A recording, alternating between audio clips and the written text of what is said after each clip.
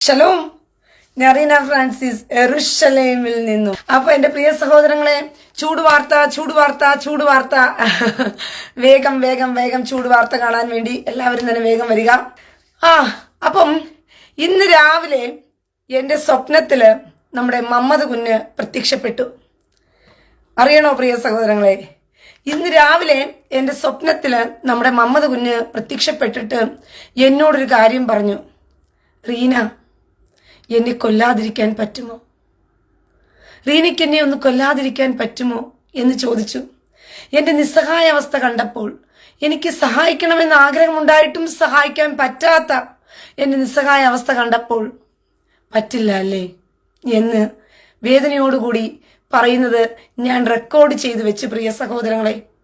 അതായത് ഇന്ന് രാവിലെ എനിക്ക് ഒരു 5:30 മണിയോടുകൂടി എൻ്റെ അടുത്ത് നമ്മുടെ മമ്മദ് കുഞ്ഞ് പ്രത്യക്ഷപ്പെട്ടിട്ട് എന്നോടൊരു ചോദ്യം ചോദിച്ചു. റീന, എന്നെ ഒന്ന് കൊല്ലാതിരിക്കാൻ പറ്റുമോ? എന്നിട്ട് പിന്നീട് എന്നോട് പറഞ്ഞു, എൻ്റെ നിസ്സഹായ അവസ്ഥ, എനിക്ക് സഹായിക്കണമെന്നുണ്ടായിട്ട് പോലും എനിക്ക് സഹായിക്കാൻ പറ്റാത്ത നിസ്സഹായ അവസ്ഥയെ കണ്ടിട്ട് എന്നോട് പറഞ്ഞു, പറ്റില്ല അല്ലേ എന്ന് പറഞ്ഞ് നിസ്സഹായമായി പോകുന്ന ആ ഒരു കാഴ്ച ഞാൻ റെക്കോർഡ് ചെയ്ത് വെച്ചിട്ടുണ്ട്. നിങ്ങളെ ഞാനൊന്ന് കേൾപ്പിക്കാം. ഓക്കെ?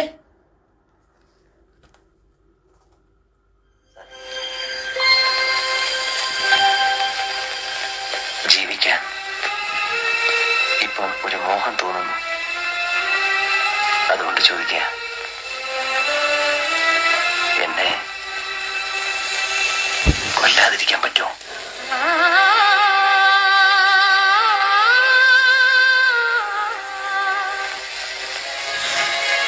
ഇല്ല അല്ലേ?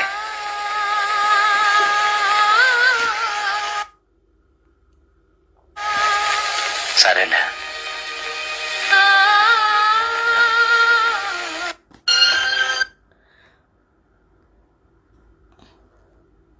എവിടാ റെക്കോർഡ് ചെയ്ത് വെച്ചതൊന്നും വരുന്നില്ലല്ലോ കർത്താവേ.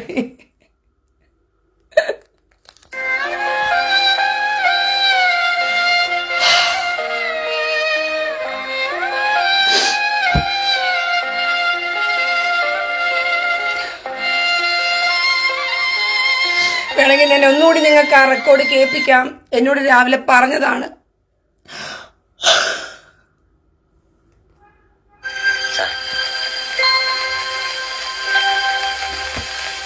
ജീവിക്കാൻ ഇപ്പം ഒരു മോഹം തോന്നുന്നു. അതുകൊണ്ട് ചോദിക്കുക, എന്നെ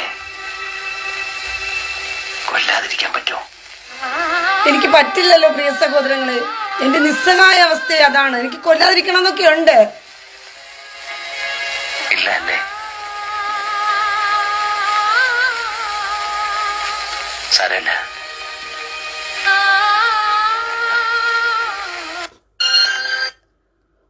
അത് മാത്രമല്ല പ്രിയ സഹോദരങ്ങളെ, ഒരു കാര്യം കൂടി നിങ്ങൾ മനസ്സിലാക്കണം. അപ്പൊ കൂടാതെ വേറൊരു കാര്യം കൂടി പറഞ്ഞിട്ടുണ്ട്. നാളെ മുതൽ ആകാശത്തെ ഒരു പുതിയ നക്ഷത്രം ഞാനായിരിക്കും. ഞാൻ അവിടെ നിന്ന് എന്നും നിന്നെ കാണും. വിഷ്ണു മമ്മദ് കുഞ്ഞുങ്ങളോടെല്ലാം പറഞ്ഞത്, നാളെ മുതൽ ആകാശത്തിലെ ഒരു പുതിയ നക്ഷത്രം ഞാനായിരിക്കും. നാളെ മുതൽ ഞാൻ അവിടെ നിന്നുകൊണ്ട് നിങ്ങൾ എല്ലാവരെയും കാണും. അത് മാത്രമല്ല, ഒരു ബീജവും കൂടി തന്നിട്ട് പോയി.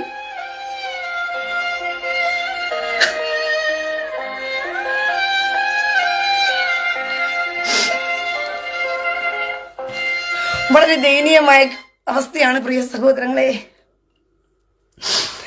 ഇത്രയും വിഷമത്തോടു കൂടി എൻ്റെ അടുത്ത് രാവിലെ വന്ന് ചോദിച്ച ഒരു ചോദ്യമാണ്, എന്നെ ഒന്ന് കൊല്ലാതിരിക്കാൻ പറ്റുമോ റീന? പക്ഷെ എനിക്ക് സഹായിക്കണമെന്നുണ്ട്.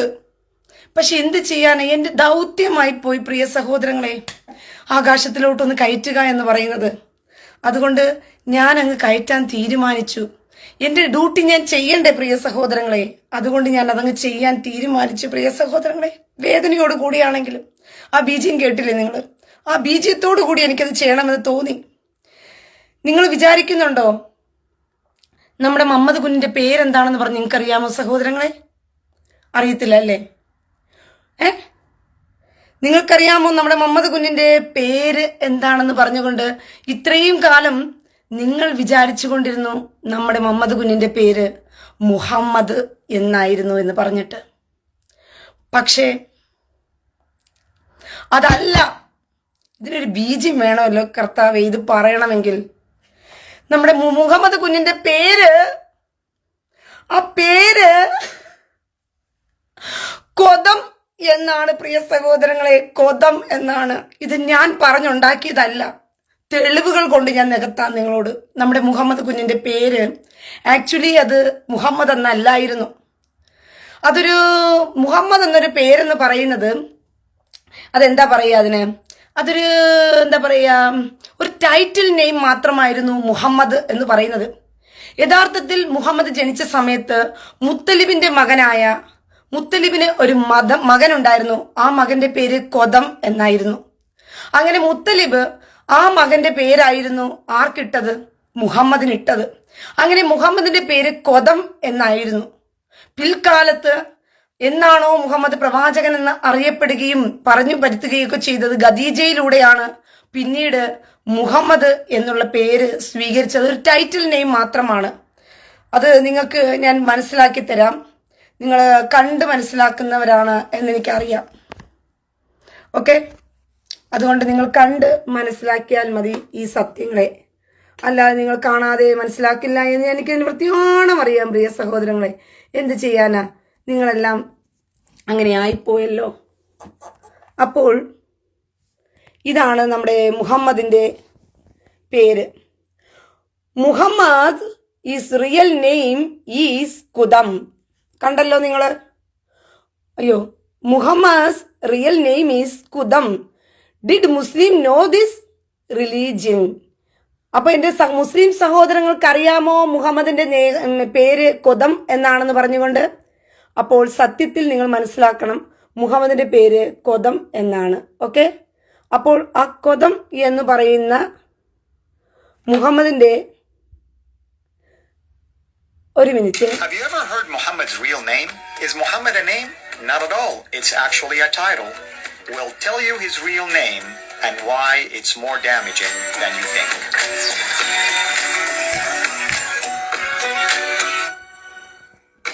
If you have been watching these short video series, hopefully you've been blessed by them. And if you're a Muslim watching them, welcome. And hopefully it's been challenging enough for you to rethink your allegiance to Muhammad or to Islam, because at the end of the day, hopefully you've discovered so quickly that the Allah that you worship actually brags about himself by giving himself characteristics that ascribe to Satan, or the prophet that you're following doesn't know what's going to happen to him and he's leading you. ഈ video നിങ്ങൾക്ക് link ഇട്ട് ഞാൻ തരുന്നതായിരിക്കും. അപ്പോൾ നമ്മുടെ മുഹമ്മദിന്റെ പേര് Kotham.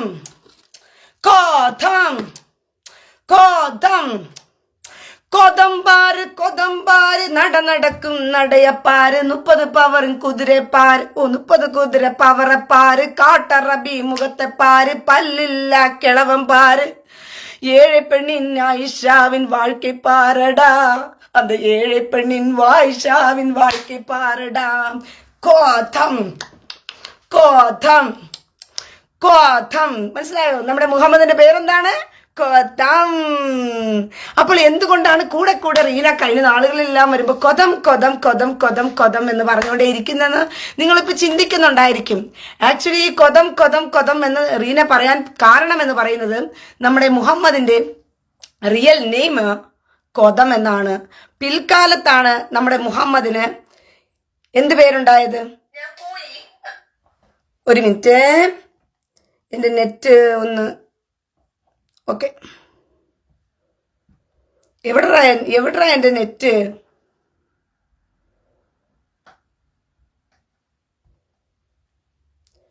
Okay, അപ്പം ആക്ച്വലി മുഹമ്മദിന്റെ പേര് കൊതം എന്നാണ് പ്രിയ സഹോദരങ്ങളെ മുഹമ്മദിന്റെ പേര്. അപ്പോൾ മുഹമ്മദിന് കൊതം എന്ന പേരുണ്ടായത് കൊണ്ടാണ് നമ്മുടെ കേരളക്കരയിൽ മൊത്തവും നമ്മുടെ മുഹമ്മദിനെ ഞാൻ കൊതം മതം എന്ന് ഞാൻ പറയുന്നത്. ഇതിനകത്ത് കൊതം മതം എന്ന് ഞാൻ പറയുന്ന സമയത്ത് നിങ്ങൾ ചിന്തിക്കുന്നുണ്ടായിരിക്കും, എന്തിനാ റീന എപ്പം നോക്കിയാലും ഈ കൊതം മതം എന്ന് പറഞ്ഞുകൊണ്ടിരിക്കുന്നത്. എന്റെ ലൈവിനകത്ത് നിങ്ങൾക്ക് കമന്റ് ഇടാൻ പറ്റുന്നുണ്ടോ? എന്താ എനിക്ക് പോലും ലൈവിൽ കമന്റ് ഇടാൻ പറ്റുന്നില്ലല്ലോ, എന്ത് പറ്റി? ഞാൻ നോക്കട്ടെ എന്റെ ലൈവിൽ കമന്റ് ഇടാൻ പറ്റുന്നുണ്ടോ എന്ന്. ഓക്കെ, അപ്പം 30 കുതിരപ്പവറിന്റെ ശക്തിയുള്ള മുഹമ്മദിന്റെ പേര് കൊതം എന്നുള്ളതാണ് എന്ന് കേരളക്കരയിലുള്ള സകലമായ മനുഷ്യരും അറിഞ്ഞിരിക്കണം. എന്തുകൊണ്ടാണ് ഇവർക്ക് ഈ കൊതഭോഗത്തോട് ഇത്ര താല്പര്യം എന്നുള്ളത് നിങ്ങൾ മനസ്സിലാക്കണം. കൂടെ ഞാൻ കൊതം എന്ന് ഞാൻ നിങ്ങളോട് പറയുമ്പോൾ നിങ്ങൾ ചിന്തിക്കുന്നുണ്ടായിരിക്കും, റീന എന്തിനാ എപ്പോഴും ഈ കൊതം എന്ന് പറയുന്നതെന്ന് പറഞ്ഞുകൊണ്ട്. മനസ്സിലായോ? കാരണം നമ്മുടെ മതത്തിന്റെ പേരും കൊതം എന്ന് തന്നെയാണ്. ഇനി വേറൊരു കാര്യം പറയണമോ നിങ്ങൾക്ക് കൊതം ടെക്നോളജീസ്, അതായത് നമ്മുടെ ആൾക്കാർ എന്തിനാ ഈ വെളിച്ചെണ്ണ പ്രയോഗം നടത്തുന്നതെന്നുള്ളത് മനസ്സിലാക്കണമെങ്കിൽ നിങ്ങൾക്ക് കാണാൻ പറ്റും. കൊതം ടെക്നോളജീസ് എന്ന് പറഞ്ഞുകൊണ്ട് നിങ്ങൾക്ക് പാകിസ്ഥാനിൽ കണ്ടോ, പാകിസ്ഥാനിൽ നടത്തുന്ന ഒരു ടെക്നോളജി, ഒരു ഇൻസ്റ്റിറ്റ്യൂട്ടാണ് കൊതം ടെക്നോളജി. കേട്ടിട്ടുണ്ടല്ലോ നിങ്ങൾ കൊതം ടെക്നോളജി. അപ്പൊ എന്തിനാണ് നമ്മുടെ നാട്ടിൽ കോഴിക്കോട്ടില് ഇതിന് വലിയ ബിരുദം കൊടുക്കുന്നതെന്നും മലപ്പുറത്ത് ഇതിനൊക്കെ വലിയ ബിരുദം നടത്തിക്കൊണ്ടിരിക്കുന്നതെന്ന് വെച്ച് കഴിഞ്ഞാൽ കൊതം കൊണ്ടുള്ള ടെക്നോളജി പഠിപ്പിക്കുന്നതിനാ. അപ്പൊ എന്താണ് ഈ കൊതം കൊണ്ടുള്ള ടെക്നോളജി എന്ന് വെച്ച് കഴിഞ്ഞാൽ വെളിച്ചെണ്ണയുമായിട്ട് നല്ലതുപോലെ മുസ്താദുമാരുടെ മലപ്പുറത്തൊക്കെ പോയി നിന്ന് കാക്കന്മാരോടൊത്തൊക്കെ പോയി നിന്ന് കഴിഞ്ഞാൽ അവർ നിങ്ങൾക്ക് കൊതം ടെക്നോളജി പഠിപ്പിച്ചു തരുന്നതായിരിക്കും. ആ കൊതം ടെക്നോളജിയാണ് നമ്മന്റെ ആൾക്കാർ ഇന്ന് പ്രയോജനപ്പെടുത്തുന്നത്. അപ്പോൾ പാകിസ്ഥാൻകാർക്കറിയാം നമ്മന്റെ മുഹമ്മദിന്റെ നെയിം കൊതം എന്ന് തന്നെയാണെന്ന് പറഞ്ഞുകൊണ്ടാണ്. അതുകൊണ്ടാണ് അവർക്ക് വളരെ കൃത്യമായിട്ട് ഞാൻ ചിന്തിക്കുന്നു, എന്തുകൊണ്ടാണ് ഈ കുണ്ടിക്ക് നാട്ടിൽ കൊതം എന്ന് പേര് വന്നതെന്ന്. പണ്ട് പട്ടിക്കൊക്കെ ടിപ്പു എന്ന് നമ്മൾ പേരിടാറില്ലേ, ഇതുപോലെ കൊതമാണ് മുഹമ്മദിന്റെ പേര് കൊതം എന്ന് മനസ്സിലാക്കിയ ഏതോ ഒരു ബിരുദൻ കുണ്ടിക്ക് കൊതം എന്ന് വിട്ട കുണ്ടി അതിനെ തൊട്ട് കൊതം എന്ന് വിളിച്ചേക്കാമെന്ന് പറഞ്ഞ് അങ്ങനെ മലയാളക്കരയിൽ കൊതം എന്നുള്ള പേര് പ്രബലമായി എന്നാണ് എനിക്ക് തോന്നുന്നത്. അല്ലാതെ കൊതം എന്നുള്ള ഒരു പദം വരാൻ സാധ്യത വളരെ കുറവാണ് പ്രിയ സഹോദരങ്ങളെ. അപ്പോൾ ഇപ്പോൾ നിങ്ങൾക്ക് ഈ കക്കൂസും കൊതവും തമ്മിലുള്ള ഒരു ബന്ധം നിങ്ങൾക്ക് മനസ്സിലായി കാണുമെന്ന് ഞാൻ വിശ്വസിക്കുകയാണ്. അപ്പോൾ സത്യത്തില് ഇത് കേരള സമൂഹം മനസ്സിലാക്കുകയും കേരള സമൂഹം ചിന്തിക്കുകയും ചെയ്യേണ്ട ഒരു കാര്യമാണ് ഈ മതത്തിന്റെ പ്രത്യേകത എന്ന് പറഞ്ഞുകൊണ്ട് ഇനി ഞാൻ നിങ്ങൾക്ക് വേറൊരു സ്ക്രീൻഷോട്ട് നിങ്ങളെ കാണിച്ചു തരാം. അതായത് ഈ സ്ക്രീൻഷോട്ടിന്റെ ഒരു പ്രത്യേകത എന്ന് വെച്ച് കഴിഞ്ഞാൽ ഇതിനകത്ത് മൊസാദ് പറഞ്ഞിരിക്കുന്ന ഒരു കാര്യമാണ്. മൊസാദ് എന്താണ് പറഞ്ഞിരിക്കുന്നത് എന്നുള്ളത് കൂടി നിങ്ങളൊന്ന് കാണണം.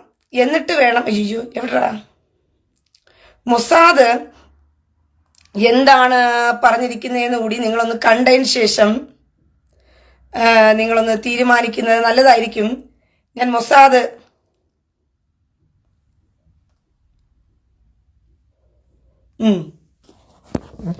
ഓക്കെ മൊസാദ് എന്താണ് പറഞ്ഞിരിക്കുന്നതെന്നുള്ളതുകൂടി ഞാൻ വായിച്ചു കേൾപ്പിക്കാം.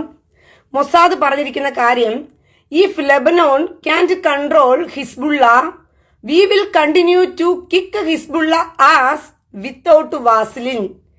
ഇത് മനസ്സിലായിട്ടുണ്ടോ ഇല്ലയോ എന്നുള്ളത് എനിക്കറിയത്തില്ല. മനസ്സിലായിട്ടില്ല എന്നുണ്ടെങ്കിൽ ഞാൻ അതൊന്നുകൂടി മനസ്സിലാക്കി തരാം.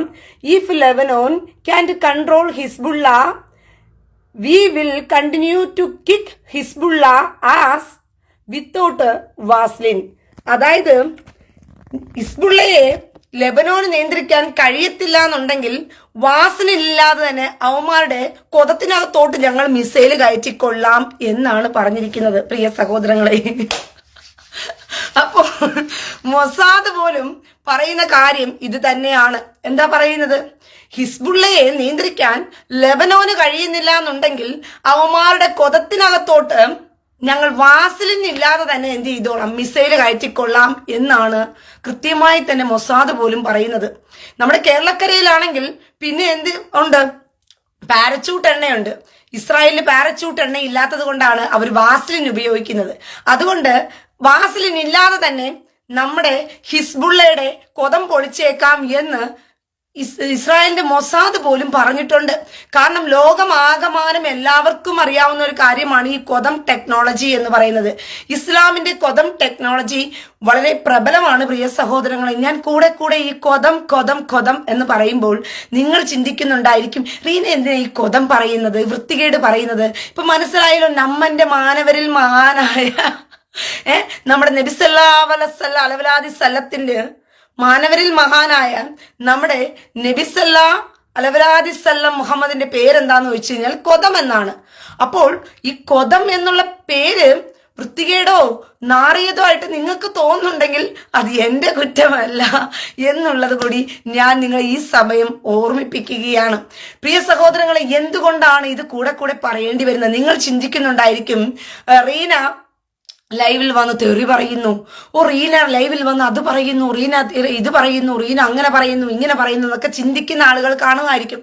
നിങ്ങളുടെ സമൂഹത്തിൽ നിങ്ങൾ ചിന്തിച്ചു വെച്ചിരിക്കുന്നത്, നിങ്ങൾ മതേതരം എന്ന് പറയുന്ന ഒരു മതേതര പ്രാന്തിൽ ക്രിസ്ത്യാനിയും ഹിന്ദുവും കൂടി ഈ മതേതരന്മാരെ സുഖിപ്പിച്ച് നിങ്ങൾ അറിയാതെ തന്നെ പണി വാങ്ങിച്ചു കൊണ്ടിരിക്കുകയാണ്. എന്നെ സംബന്ധിച്ചിടത്തോളം ഞാൻ എന്തുകൊണ്ടാണ് ഇത്ര അരിശത്തോടു കൂടിയും ഇത്ര ശക്തമായ രീതിയിലും ഈ വൃത്തികെട്ടവന്മാരെ എതിർക്കുന്നതെന്ന് ഞങ്ങൾക്ക് മനസ്സിലാകണമെങ്കിൽ നിങ്ങളുടെ വീട്ടിനകത്ത് ഇതുപോലെ എന്തെങ്കിലുമൊക്കെ സംഭവിക്കണം. നിങ്ങൾ മാതൃസ്നേഹമോ സഹോദര സ്നേഹമോ സ്വന്തം ബന്ധങ്ങൾ സ്നേഹമോ കൂട്ടുകുടുംബ സ്നേഹമോ ഒക്കെ നിങ്ങൾക്കുണ്ടെങ്കിൽ മാത്രമേ അത് മനസ്സിലാകത്തുള്ളൂ. ആറാണ്ട് വീട്ടിൽ കിടക്കുന്നവൻ കയറി നിങ്ങളുടെ വീട്ടിലെ നിങ്ങളുടെ കുടുംബത്തിലെ ഒരു പെൺകുട്ടിയെ, അത് നിങ്ങളുടെ മാമന്റെ കുഞ്ഞായിരിക്കാം, മാമിയുടെ കുഞ്ഞായിരിക്കാം, ഇല്ലെങ്കിൽ കുഞ്ഞമ്മയുടെ കുഞ്ഞായിരിക്കാം, അങ്ങനെ ഏതെങ്കിലും ഒരു പെൺകുട്ടിയെ അതിക്രൂരമായി ബ്രൂട്ടലായിട്ട് അതിനെ പിഞ്ചു കുഞ്ഞെന്ന് നോക്കാതെ അതിനെ ബലാത്സംഗത്തിന് ഇരയാക്കി അതിനെ ഓവനിലിട്ട് ചുട്ടരിച്ച് അവന്മാരുടെ ആവേശം കാണിച്ചടങ്ങുമ്പോൾ നിങ്ങളുടെ കുടുംബത്തിൽപ്പെട്ടവരെ പിടിച്ചോണ്ട് പോയിട്ട് ബ്രൂട്ടലി കൊണ്ടുവച്ചിട്ട് കിരാതന്മാർ നരനായാട്ട് നടത്തിക്കൊണ്ടിരിക്കുന്നത് നിങ്ങൾ ചിലപ്പോൾ കണ്ട് ആശ്വസിച്ചുകൊണ്ട് ക്ഷമ കൊടുക്കുന്നവരായിരിക്കാം. നിങ്ങൾ അങ്ങനെ കണ്ട പ്രതിയെ, അങ്ങനെ നിങ്ങളുടെ കുടുംബത്തിലുള്ളവരെയോ നിങ്ങളുടെ സഹോദരങ്ങളെയോ നിങ്ങളുടെ അമ്മയെയോ നിങ്ങളുടെ കുഞ്ഞമ്മയുടെ മക്കളെയോ ഒക്കെ നിങ്ങൾ പിടിച്ചോണ്ട് പോയി ഈ കിരാതകന്മാർ എന്ന് പറയുന്ന വൃത്തികെട്ടവന്മാർ വളരെ മൃഗീയമായ രീതിയിൽ ബലാത്സംഗത്തിന് ഇരയാക്കുകയും കഴുത്തറുത്ത് കൊല്ലുകയും അവരുടെ കൈകാലുകളെ വെട്ടി മുറിപിടിപ്പിക്കുകയും അവരുടെ ശവങ്ങളെ തുപ്പുകയും ചവിട്ടുകയും ഒക്കെ ചെയ്യുന്ന സമയത്ത് ഒരുപക്ഷെ നിങ്ങൾ കണ്ടിരുന്ന, ചിലപ്പോൾ നിങ്ങൾ പുളകം കൊള്ളുന്ന സൈക്കോകളായിരിക്കാം.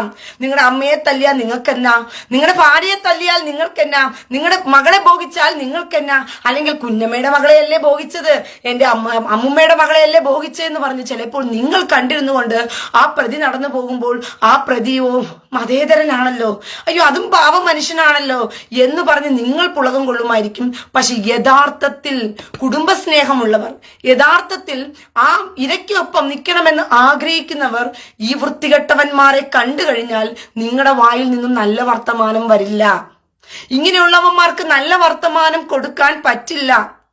ആ ഒറ്റ കാരണമാണ് റീന പലപ്പോഴും ലൈവിൽ വരുന്ന സമയത്ത് നല്ല ശക്തമായ ഭാഷയിൽ, കാരണം ഇസ്രായേൽ ജനം എന്ന് പറയുന്നത് എന്റെ ജനവും കൂടിയാ, യഹൂദന്മാരെന്ന് പറയുന്നത് എന്റെ സഹോദരങ്ങളാ. അത് ക്രിസ്ത്യാനിക്ക് നാട്ടിൽ കിടക്കുന്ന ക്രിസ്ത്യാനിക്ക് ചിലപ്പോൾ മനസ്സിലാകത്തില്ലായിരിക്കാം, ക്രിസ്ത്യാനിക്ക് നാട്ടിൽ കിടക്കുന്ന മുസൽമാനായിരിക്കാം ചിലപ്പോൾ സഹോദരൻ. അവൻ നിന്റെ വീട്ടിനകത്ത് കയറി വന്ന് നിന്റെ ഭാര്യയെയും മകളെയും കുഞ്ഞുങ്ങളെയും നിന്റെ വീട്ടിലുള്ളവരെയും ഭോഗിക്കുമ്പോൾ നീയൊക്കെ പഠിച്ചോളും. മുസൽമാൻ എന്ന് പറയുന്ന പേര് പറഞ്ഞ് നടക്കുന്നവന്മാർ, ഈ മതഭ്രാന്ത് പിടിച്ച് നടക്കുന്നവന്മാർ എപ്രകാരമുള്ള പ്രവൃത്തി നിങ്ങളിലേക്ക് ചെയ്യുമെന്ന് അതുവരയ്ക്കും ചുവട്ടിന് താഴെ മൂട്ടിന് താഴെ തീ കയറിയാലും മനസ്സിലാകാത്ത ക്രിസ്ത്യാനിയും ഹിന്ദുവും ഉള്ളിടത്തോളം കാലം നിങ്ങളുടെ പൊട്ടക്കണ്ണുകൾ ഉണരത്തില്ല എന്നുള്ളതാണ് വാസ്തവമായ കാര്യം. ഞാൻ പ്രതികരിക്കുമ്പോൾ പലരും ചിന്തിക്കുന്ന ഒരു കാര്യം, സഹോദരിക്ക് വിമർശിക്കുന്നതിൽ കുഴപ്പമില്ല, പക്ഷെ എന്തുകൊണ്ടാ തെറി പറഞ്ഞ് വിമർശിക്കുന്നതെന്നാ പറയുന്നത്. എനിക്ക് വിമർശിക്കേണ്ട ആവശ്യം വരുന്നില്ല. ഞാൻ എന്തിനാ വിമർശിക്കുന്നത്? എന്റെ രോഷമാണ് ഞാൻ വെളിപ്പെടുത്തുന്നത്. എനിക്ക് വിമർശിക്കേണ്ട കാര്യം വരുന്നില്ല. ആരെയാ ഞാൻ വിമർശിക്കേണ്ടത്? എന്തിനെയാണ് വിമർശിക്കേണ്ടത്? വിമർശനത്തിന് അർഹരായപ്പെട്ടവർക്ക് വിമർശനം കൊടുത്താൽ മതി, അല്ലാത്തിനൊന്നും വിമർശനത്തിന്റെ ആവശ്യമില്ല. പിന്നെയോ ഗോവിന്ദച്ചാമിയെ കാണുമ്പോൾ വിമർശിക്കുകയല്ല വേണ്ടത്. എടാ, കയ്യില്ലാതിരുന്നിട്ടും നീ എന്തിനാടാ ബലാത്സംഗം ചെയ്തത് ഗോവിന്ദച്ചാമി എന്നല്ല ചോദിക്കേണ്ടത്. പിന്നെയോ അവന്റെ അണ്ടി ഒന്ന് ഇങ്ങോട്ട് തന്നാൽ അതങ്ങ് വെട്ടിയെടുത്തു കഴിഞ്ഞാൽ പിന്നെ ആ വൃത്തികെട്ടവൻ അവന്റെ അണ്ടി കൊണ്ടുപോയിട്ട് മറ്റു പെൺപിള്ളാരോട് ഈ വൃത്തികേട് കാണിക്കത്തില്ലെന്നാ പറയേണ്ടത്. അല്ലാതെ ഗോവിന്ദച്ചാമിയെ വിമർശിക്കണം എന്നുള്ള പേരും പറഞ്ഞുകൊണ്ട് ഗോവിന്ദച്ചാമിക്ക് കയ്യില്ലാതിരുന്നിട്ടും ഇവൻ എന്തിനാ ഈ ക്രൂരകൃത്യം ചെയ്തത്, എന്തിനാ ട്രെയിനിൽ നിന്ന് തള്ളിയിട്ടത്, വൃത്തികേട് ചെയ്തത് എന്നൊന്നും പറഞ്ഞ് വിമർശിച്ചുകൊണ്ടിരിക്കാൻ പറ്റില്ല പ്രിയ സഹോദരങ്ങളെ. പൊതുസമൂഹം മണ്ടന്മാരായി മാറിക്കൊണ്ടിരിക്കുന്ന ഏറ്റവും വലിയ തെളിവാണ്. ഞാൻ കഴിഞ്ഞ ദിവസമേ നിങ്ങളോട് പറഞ്ഞു, കേരളത്തിലെ ക്രിസ്ത്യാനിയും കേരളത്തിലെ ഹിന്ദുവും അടിമേടിക്കും എന്ന് പറഞ്ഞാൽ അടിമേടിക്കും. കാരണം നിങ്ങൾ എന്ത് ചെയ്യും, ഒരിക്കലും നന്നാകത്തില്ല എന്നുള്ളതിന്റെ ഏറ്റവും വലിയൊരു തെളിവാണ്. ഒരു മിനിറ്റ്.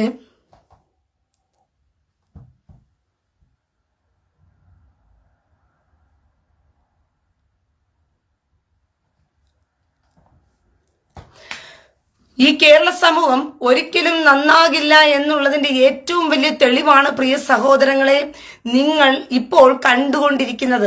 കേരള സമൂഹത്തിനകത്ത് നടന്നുകൊണ്ടിരിക്കുന്ന ഞാൻ കഴിഞ്ഞ ദിവസമേ പറഞ്ഞു, മുനമ്പത്തെ വിഷയം ക്രിസ്ത്യാനിക്കതൊരു വിഷയമായി എടുക്കത്തില്ല, ഒരു പൊതുസമൂഹത്തിന്റെ വിഷയമായി ക്രിസ്ത്യാനി അത് കാണില്ല. ക്രിസ്ത്യാനി എന്ന് പറയുന്ന വൃത്തികെട്ട സമൂഹം, ബുദ്ധിയും ബോധവും ഉദിക്കാത്ത സമൂഹം, പുരോഹിതന്മാരും പാസ്റ്റർമാരും ഈ മതപുരോഹിതന്മാരും മതപണ്ഡിതന്മാരും ഇവരെ വഴി നടത്തുന്ന നേതൃനിരയിലുള്ളവരും എല്ലാവരും തന്നെ ക്രിസ്ത്യാനികൾ എന്ന് പറഞ്ഞുകൊണ്ട് ഇവരെ ബോധവൽക്കരിക്കാൻ തയ്യാറല്ല എന്ന് വേണം പറയാനായിട്ട്. അതുകൊണ്ട് തന്നെയാണ് പ്രിയ സഹോദരങ്ങളെ, ഇന്ത്യക്കകത്ത് ഇന്ത്യയെ തീരെഴുതി കൊടുത്തുകൊണ്ട്, ഇന്ത്യയെ മുഴുവനായും ഇസ്ലാം മതത്തെ പ്രീണിപ്പിച്ചുകൊണ്ട്, ഇസ്ലാമിസ്റ്റുകളെ പ്രീണിപ്പിച്ചുകൊണ്ട്, ഇസ്ലാമിസ്റ്റുകൾക്ക് തീരെഴുതി കൊടുക്കുവാൻ തക്കവണ്ണമുള്ള നിയമ സംവിധാനങ്ങളെ കൊണ്ടുവന്ന കോൺഗ്രസ് പാർട്ടി കൂസലില്ലാതെ ഈ ക്രിസ്ത്യാനിക്ക് വേണ്ടിയിട്ട് ഒന്നും സംസാരിക്കാതെ ഇസ്ലാമിക മതത്തിനെ പ്രോത്സാഹിപ്പിച്ചുകൊണ്ട് അവരുടെ വോട്ട് വാങ്ങും മാത്രം ലക്ഷ്യം വെച്ചുകൊണ്ട് മുന്നോട്ട് പോയിട്ട് പോലും ക്രിസ്ത്യാനി എന്ന് പറയുന്ന വൃത്തികെട്ട നട്ടലില്ലാത്തവന്മാരും വീണ്ടും പോയി എന്ത് ചെയ്തു, കോൺഗ്രസിന് താങ്ങിക്കൊടുത്തു. അതാണ് കഴിഞ്ഞ ദിവസത്തെ ഇലക്ഷന് നിങ്ങൾ കണ്ടത്. ഇത് കാണിക്കുന്നത് എന്താന്ന് ചോദിച്ചു കഴിഞ്ഞാൽ, നിങ്ങളുടെ സമൂഹത്തിനകത്ത് നിങ്ങൾ വലിയൊരു അടി മേടിക്കാൻ പോകുകയാണ്. നിങ്ങളുടെ സമൂഹത്തിനകത്ത് ക്രിസ്ത്യാനിയും ഹിന്ദുവും കണ്ടം വഴി അടികൊണ്ട് ഓടാൻ പോകുന്ന നാളുകൾ വിദൂരമല്ല. എണ്ണി വെച്ചോ, കുറിച്ചു വെച്ചോ. ഞാൻ ഈ പറയുന്നത് നിങ്ങൾക്ക് നിസ്സാരമായി ഇന്ന് പൊലിപ്പിച്ചും ഇന്ന് നിങ്ങൾ നിശബ്ദമായിരുന്നു കൊണ്ടും നിങ്ങൾ ഇന്ന് മതേതരം പറഞ്ഞുകൊണ്ടും നിങ്ങൾ വെറും ചാനൽ ചർച്ചകളിലിരിക്കുന്ന ചർച്ചകൾ കണ്ടുകൊണ്ട് പ്രതിപക്ഷ ബഹുമാനം കൊടുത്തുകൊണ്ട് ചർച്ചകളും ചെയ്ത് ഇങ്ങനെ ഇരിക്കുമെന്നല്ലാണ്ട്, എടാ നിന്റെയൊക്കെ മൂട്ടിനകത്ത് തീ കയറുന്നത് വരയ്ക്കും നീയൊന്നും അറിയത്തില്ല. പക്ഷെ ഞാൻ പറയുന്ന കാര്യം കുറിച്ചു വെച്ചോ. നിങ്ങൾ ഇത് അടികൊണ്ട് നിങ്ങൾ ഓടുന്ന നാളുകൾ വിദൂരമല്ല. അന്ന് നിങ്ങൾ ഓടുന്ന സമയത്ത് ആരും ഉണ്ടാകാൻ പോകുന്നില്ല നിങ്ങളുടെ കണ്ണുനീരൊപ്പാനൊന്നും. പ്രത്യേകിച്ചും ക്രിസ്ത്യാനികളോട്. കുറച്ച് ക്രിസ്ത്യാനികൾക്ക് ബുദ്ധിയും ബോധവും തെളിഞ്ഞിട്ടുണ്ട്. ഈ കുറച്ച് ക്രിസ്ത്യാനികൾ ബുദ്ധിയും ബോധവും തെളിഞ്ഞവരായിട്ട് തന്നെ എന്ത് ചെയ്തിട്ടുണ്ട്, ചിന്തിക്കാൻ ശ്രമിക്കുന്നുണ്ട്. പക്ഷേ മതപുരോഹിതന്മാരാണ് ഇവരെ ചിന്തിക്കാൻ വിടാത്തത്. കഴിഞ്ഞ നാളുകളിൽ ഒറ്റക്കെട്ടായി ക്രിസ്ത്യാനി നിൽക്കുമെന്ന് കാണിച്ചിരുന്നെങ്കിൽ ക്രിസ്ത്യാനികൾക്ക് ഒരു വിലയുണ്ടായിരുന്നേനെ സമൂഹത്തിന്. പക്ഷേ ക്രിസ്ത്യാനികൾ വെറും ശിഖണ്ഡികളാണ്, ക്രിസ്ത്യാനികൾ വെറും മൂളകളാണ്. ക്രിസ്ത്യാനി എന്ന് പറയുന്നത് ഇന്ത്യക്കകത്തോ കേരളത്തിനകത്തോ ഒരു വിധത്തിലും കൂട്ടായ്മയില്ലാത്തവരും ഒത്തൊരുമയില്ലാത്തവരുമാണ്. അവരെ അതുകൊണ്ട് പ്രത്യേകിച്ച് പ്രീണിപ്പിക്കേണ്ട കാര്യമൊന്നുമില്ല എന്ന് പറഞ്ഞുകൊണ്ട് നിങ്ങൾ വോട്ട് രാഷ്ട്രീയം നോക്കിക്കൊണ്ടിരിക്കുന്ന വോട്ട് ജിഹാദാണ് നടന്നുകൊണ്ടിരിക്കുന്നത് ഇന്ത്യക്കകത്ത്. എന്റെ പ്രിയ സഹോദരങ്ങളെ, ഇന്ത്യക്കകത്ത് നടന്നുകൊണ്ടിരിക്കുന്ന ഈ വോട്ട് ജിഹാദ് എന്ന് പറയുന്നത് തന്നെ വളരെയധികം അപകടം നിറഞ്ഞതാണ് എന്നുള്ളത് നിങ്ങൾക്ക് ഇതുവരെയ്ക്കും മനസ്സിലായിട്ടില്ല പ്രിയ സഹോദരങ്ങളെ. ഈ വോട്ട് ജിഹാദ് കാരണം ഇന്ത്യ എന്ന് പറയുന്ന രാജ്യം പൂർണ്ണമായും ഇവന്മാരുടെ കൈവെള്ളയിൽ പോകുന്ന തരത്തിൽ ഇവർ ഒറ്റക്കെട്ടായിട്ട് സംഘടിതമായിട്ടാണ് ഇവർ വോട്ടിടുന്നത് എന്നുള്ളത് മനസ്സിലാക്കിക്കൊള്ളുക. അങ്ങനെ ഇവർ സംഘടിതമാകുമ്പോഴും ക്രിസ്ത്യാനി സംഘടിതമല്ല, ഹിന്ദുവും സംഘടിതമില്ല. പിന്നെയോ അവർക്കറിയാം, കൊങ്ങികൾക്കും അറിയാം, കമ്മികൾക്കും അറിയാം, ഹിന്ദുവിന്റെയും ക്രിസ്ത്യാനിയുടെയും വോട്ട് എങ്ങനെ പോയി എങ്ങനെ വന്നാലും നമുക്കേ വരത്തുള്ളൂ. ഇവരൊക്കെ മരക്കഴുതകളാണ്. പക്ഷെ ഇസ്ലാമിക സമൂഹത്തിനെ പ്രീണിപ്പിടിച്ച് നിർത്തിയാൽ മാത്രമേ നമുക്ക് കൂട്ടമായിട്ട് അവരുടെ വോട്ട് കിട്ടത്തുള്ളൂ എന്നുള്ള വലിയ ധാരണയോടുകൂടിയാണ് ഇവർ കൂട്ടമായിട്ട് എന്ത് ചെയ്യുന്നത്, ആ വോട്ട് അവരെന്ത് ചെയ്യുന്നത്, ഇട്ടുകൊടുക്കുന്നത്. അങ്ങനെയാണ് ഇസ്ലാം സമൂഹം ഇന്ത്യക്കകത്തും കേരളത്തിനകത്തും ഒക്കെ വളർന്നു പന്തലിക്കുന്നത്. പക്ഷെ ഒരു നാൾ കലാപത്തിന് വേണ്ടിയിട്ടുള്ള തയ്യാറെടുപ്പുകൾ ഇന്ത്യക്കകത്ത് നടന്നുകൊണ്ടിരിക്കുകയാണ്. ഇന്ത്യയിൽ കഴിഞ്ഞ ദിവസം ഒരു സ്ഥലത്തിന്റെ പേരെനിക്ക് മറന്നുപോയി. ഇന്ത്യയിലെ ഒരു സംസ്ഥാനത്തിൽ 3 പേരെന്ത് ചെയ്തു, കൊല്ലപ്പെട്ടു. വെടിവെപ്പ് നടക്കുകയാണ് ഇന്ത്യയില്. കലാപകാരികൾ ഒന്നിച്ചുകൂടി ആ സ്ഥലത്തിന്റെ പേരെനിക്ക് മറന്നുപോയി പ്രിയ സഹോദരങ്ങളെ. കമന്റ് പോയി കാണാൻ പറ്റുന്നില്ല. ആരെങ്കിലും കമന്റ് ഇട്ടെങ്കിൽ കമന്റിനകത്തെങ്കിലും ആ സ്ഥലം എനിക്ക് കാണാമായിരുന്നു. പക്ഷെ എനിക്ക് കമന്റ് കാണാൻ പറ്റുന്നില്ല. ഇന്ത്യക്കകത്ത് കലാപകാരികൾ ഒന്നിച്ചുകൂടി കഴിഞ്ഞ ദിവസം ഒരു ക്ഷേത്രത്തിനകത്ത്, അവിടുത്തെ പുരാതനമായി അതൊരു ക്ഷേത്രമായിരുന്നു, പക്ഷെ അതിന്റെ മേളിലാണ് മുസ്ലിം മസ്ജിദ് പണിതത്. അത് പണിതത് കൊണ്ട് അവിടെ നിന്നും അവർ കേസ് കോടതിയിൽ പോയിട്ട്, ആ സംസ്ഥാനത്തിന്റെ പേര് എനിക്ക് ഓർമ്മ വരുന്നില്ല, അതുകൊണ്ടാണ് ഈ സമയത്ത് അത് പറയാതിരിക്കുന്നത്. അങ്ങനെ ആ കോടതിയിൽ പോയി ആ കേസ് അവർ കൊടുത്തു. ആ കേസ് അവർ കൊടുത്തപ്പോൾ കോടതിയിൽ നിന്നും ആർക്കിയോളജിസ്റ്റ് വിഭാഗം വന്നിട്ട് അത് പരിശോധിക്കാൻ പറഞ്ഞു വിട്ടപ്പോൾ നമ്മുടെ മാധ്യമങ്ങളൊന്നും പറയാത്ത വാർത്തയാണ്. മാധ്യമങ്ങളെല്ലാം മറച്ചു വെക്കുകയാണ് സത്യത്തിൽ ചെയ്തത്. കഴിഞ്ഞ ദിവസം നടന്നതാണ് ഇന്ത്യക്കകത്ത്. അവിടെ ഇന്റർനെറ്റ് സംവിധാനങ്ങളെല്ലാം കട്ട് ഓഫ് ചെയ്തിരിക്കുകയാണ്. അതുകൊണ്ടാണ് നമുക്ക് അതിന്റെ പൂർണ്ണമായ വിവരങ്ങൾ നമുക്ക് ലഭിക്കാതെ പോകുന്നത് തന്നെ. അപ്പോൾ ആർക്കിയോളജിസ്റ്റ് എന്ന് വന്ന് അവർ പഠനം നടത്താൻ വേണ്ടി കയറി ചെല്ലാൻ നോക്കുമ്പോൾ 5000-ഓളം അധികം വരുന്ന ഇസ്ലാമിസ്റ്റുകൾ ഒന്നിച്ചു ചേർന്ന് ഒരു കലാപം അവിടെ സൃഷ്ടിക്കുകയും അവിടെ അവർക്കെതിരെ കയ്യേറ്റവും വെടിവെപ്പും ഒക്കെ അവർ നടത്തുകയും ചെയ്തു. അതിന് പകരമായി പട്ടാളം ഇറങ്ങി അവരെ വെടിവെക്കുകയും 3 പേർ കൊല്ലപ്പെടുകയും ഒക്കെ ചെയ്ത വലിയൊരു കലാപം ഇന്ത്യക്കകത്ത് നടന്നുകൊണ്ടിരിക്കുകയാണ്. ഇനി ഈ കലാപം വളരെ വ്യക്തതയോടുകൂടി വഖഫ് നിയമത്തെ ചൊല്ലി അടുത്ത കലാപം ഉണ്ടാകും. ഇങ്ങനെ ഇന്ത്യക്കകത്ത് കലാപം ഉണ്ടാവുകയാണെങ്കിലും എങ്ങനെ ഉണ്ടാവുകയാണെങ്കിലും അവർ അവരുടെ അധികാരത്തെയും അവരുടെ പവറിനെയും അവർ സമൂഹത്തിൽ കാണിച്ചു കൊടുക്കും. ഞങ്ങൾ ഒറ്റക്കെട്ടായി നിന്നുകൊണ്ട് ഞങ്ങൾ ഇതിനെ നേടിയെടുക്കും എന്നുള്ള അവരുടെ അധികാര പവർ അവർ കാണിച്ചു കൊടുക്കും. എന്നെ കേൾക്കുന്ന ക്രിസ്ത്യാനിയും എന്നെ കേൾക്കുന്ന ഹിന്ദുവുമേ, നിങ്ങൾ മണ്ടന്മാരായിരിക്കും തോറും നിങ്ങൾക്കറിയില്ല ഇവിടെ എന്താ നടക്കുന്നതെന്ന് പറഞ്ഞിട്ട് ഒരു ലെബനോൺ ക്രിസ്ത്യാനിയാണ് കൊടുത്തത്.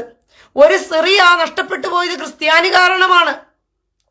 ഒരു മക്കയും മദീനയും എല്ലാം നഷ്ടപ്പെട്ടതും ഈജിപ്ത് നഷ്ടപ്പെട്ടു പോയതും അങ്ങനെ അറബ് രാജ്യങ്ങൾ മുഴുവനും ഈ യഹൂദന്റെ കയ്യിലും ക്രിസ്ത്യാനിയുടെ കയ്യിലും ഇരുന്ന ഈ അറബ് രാജ്യങ്ങൾ മുഴുവനും ഇന്ന് ഇസ്ലാമിസ്റ്റുകളുടെ കയ്യിൽ വന്നത് കഴിവുകേട് കൊണ്ടാണ്. അവിടെ നിൽക്കുന്ന ഇതുപോലെ മതേതരം പറഞ്ഞ് സ്നേഹിച്ച് മടിയിൽ തൂക്കി വെച്ചതിന്റെ പ്രത്യാഘാതമാണ് എന്റെ പ്രിയ സഹോദരങ്ങളെ. ഇന്ന് ഇത്രയും രാജ്യങ്ങൾ ക്രിസ്ത്യാനിക്ക് നഷ്ടപ്പെട്ടു പോയി. അവിടെ മുഴുവനും മതരാഷ്ട്രമായി അവിടെ പ്രഖ്യാപിക്കപ്പെട്ടിരിക്കുന്നതും ഇന്നും ഓരോ രാജ്യങ്ങളും മതരാഷ്ട്രമാക്കാനുള്ള തത്രപ്പാടിലാണ് ഇന്ന് മുന്നോട്ട് പോയിക്കൊണ്ടിരിക്കുന്നത് തന്നെ. അതിന്റെ ഇടയിലാണ് നമ്മൾ ജീവിച്ചു പോകുന്നത്. പക്ഷേ ഇതൊന്നും പുറം ലോകത്ത് ചർച്ച ചെയ്യപ്പെടുന്നില്ല. ഇതൊന്നും ആളുകൾക്ക് പറഞ്ഞു മനസ്സിലാക്കി കൊടുക്കാൻ മതേതരം എന്നുള്ള മറവിൽ ഇതൊക്കെ പറഞ്ഞു കഴിഞ്ഞാൽ വർഗീയത പറയുന്നു എന്നുള്ള രീതിയിൽ ഈ സത്യം മറച്ചു വെക്കപ്പെടുകയാണ്. അതുകൊണ്ട് നിങ്ങൾ പൊട്ടക്കിണറ്റിലെ തവളകളെ പോലെ നിങ്ങൾ കിടക്കുകയാണ്. അത് നിങ്ങൾക്കുണ്ടാക്കാൻ പോകുന്ന വലിയൊരു അപകടം എന്താണെന്ന് എൻ്റെ പ്രിയ സഹോദരങ്ങളെ നിങ്ങൾ മനസ്സിലാക്കിയില്ലെങ്കിൽ ഇന്നല്ലെങ്കിലും നാളെ നിങ്ങൾ ദുഃഖിച്ചു കരയും. കാരണം നിങ്ങൾക്കറിയില്ല ഇവന്മാരുടെ മതരാജ്യത്ത് അടിമകളായാൽ എന്ത് സംഭവിക്കുമെന്ന് പറഞ്ഞുകൊണ്ട് ഇവന്മാർ ഒറ്റക്കെട്ടായി നിന്നുകൊണ്ട് ഇവന്മാർ പ്രവർത്തിച്ചു കഴിഞ്ഞാൽ ഇവന്മാരുടെ രാജ്യത്ത് ഇവന്മാർ എന്തൊക്കെ ചെയ്തെടുക്കുമെന്ന് പറഞ്ഞിട്ട് നിങ്ങൾക്ക് പറഞ്ഞാൽ മനസ്സിലാകത്തില്ല പ്രിയ സഹോദരങ്ങളെ. അത്രത്തോളം പൈശാചികത നിറഞ്ഞവന്മാരാണ് ഇവന്മാര്. ഞാൻ കഴിഞ്ഞ ദിവസവും നിങ്ങൾക്ക് കാണിച്ചു തന്ന ഒന്നാണ്.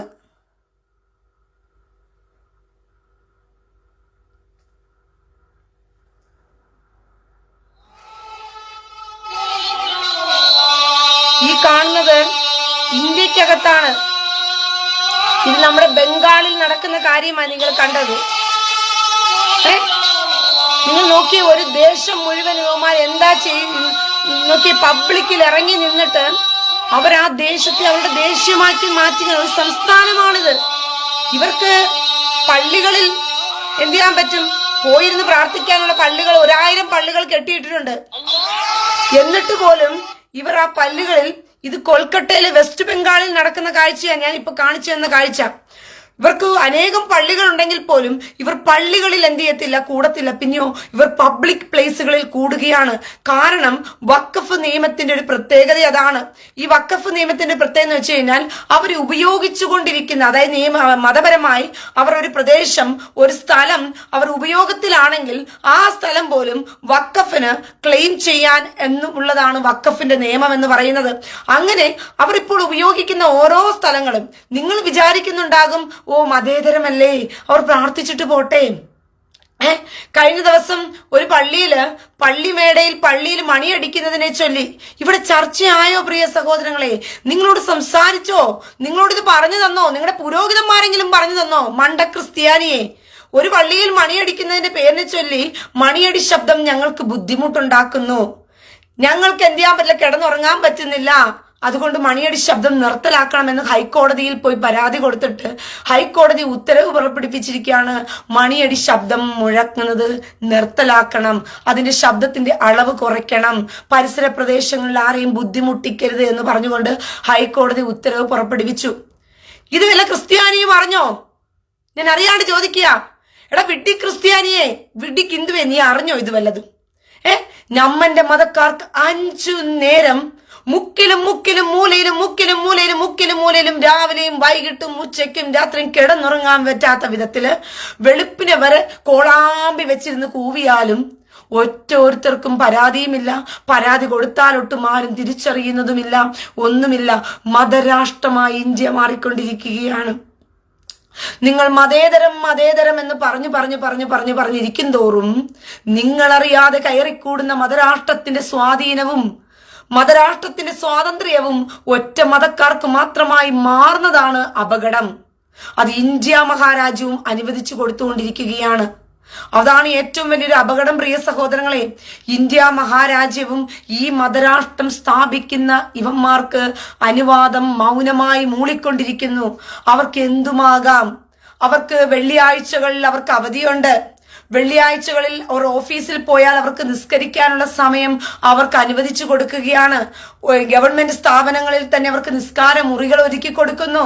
പിന്നീട് പോരാത്തതിന് സ്കൂളുകളിൽ മറ്റു കുട്ടികളെല്ലാം തന്നെ സ്കൂളുകളിൽ യൂണിഫോം ധരിച്ചു നിൽക്കുന്ന സമയത്ത് ഇവരുടെ മതത്തിൽപ്പെട്ടവർക്ക് മാത്രം അവരുടെ മതവസ്ത്രം ധരിച്ചുകൊണ്ട് അവിടെ നിൽക്കാമെന്നുകൊണ്ട് ഒരു പൊതുസമൂഹത്തിൽ ഇങ്ങനെ 2 വ്യത്യസ്ത നിലയിൽ ഒരു മതക്കാർ മാത്രം പ്രയോറിറ്റി കൊടുത്തുകൊണ്ട്, ഒരു മതത്തിന് മാത്രം പ്രത്യേക പ്രാധാന്യം കൊടുത്തുകൊണ്ട് ബാക്കിയുള്ളവരെ കേവലം ചപ്പും ചവറുമായി എണ്ണിക്കൊണ്ടിരിക്കുന്ന ഇന്ത്യയുടെ ഈ ജനാധിപത്യത്തെ നിങ്ങൾക്ക് നാണമില്ലേ പ്രിയ സഹോദരങ്ങളെ വാഴ്ത്തിപ്പാടാനായിട്ട്?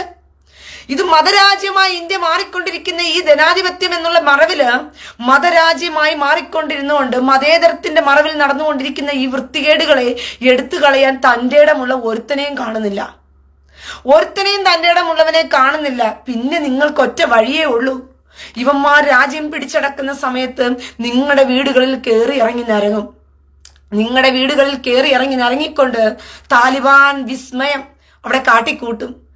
ആ സമയത്ത് സ്വന്തം മകളെ രക്ഷിക്കാനോ സ്വന്തം അമ്മയെ രക്ഷിക്കാനോ സ്വന്തം ഭാര്യയെ രക്ഷിക്കാനോ ഉള്ള നട്ടലുള്ളവനായിട്ട് ഈ സ്വന്തമായിട്ടെങ്കിലും ഒന്ന് മാറും. ഞാനിപ്പോൾ 2 പറയുന്ന സമയത്ത് നിങ്ങൾക്ക് തോന്നുന്നുണ്ടായിരിക്കും റീന ലൈവിലൂടെ വന്നിട്ട് അവന്മാരെ അങ്ങനെ പറയുന്നു, ഇങ്ങനെ പറയുന്നു, അത് പറയുന്നു, തെറി പറയുന്നു, ഇത് പറയുന്നു എന്നൊക്കെ നിങ്ങൾക്ക് തോന്നുന്നുണ്ടായിരിക്കും. റീന എന്തുകൊണ്ടാണ് ഇത് പറയുന്നത്? നട്ടലിൽ ഉണർന്നു വരാൻ വേണ്ടിയിട്ടാണ് ഞാൻ പ്രതികരിക്കുന്നത്. നിങ്ങളുടെ നട്ടലൊന്ന് നിവർന്ന് നിൽക്കാൻ വേണ്ടിയിട്ടാ പ്രതികരണമില്ലെങ്കിൽ, നിങ്ങളത് പഠിച്ചില്ല എന്നുണ്ടെങ്കിൽ, നിങ്ങളത് പ്രാക്ടീസ് ആക്കിയില്ല എന്നുണ്ടെങ്കിൽ നിങ്ങളുടെ കൈകാലുകൾ മുട്ടിടിക്കും. ഇന്ന് നിങ്ങൾ വാർത്താ ചാനലുകളിലും വാർത്താ മാധ്യമങ്ങളിലും ഇരുന്നു കൊണ്ട് ഇവരെ എതിർക്കുന്ന ഒരുപാട് പേരെ നിങ്ങൾ കാണുന്നുണ്ടായിരിക്കും.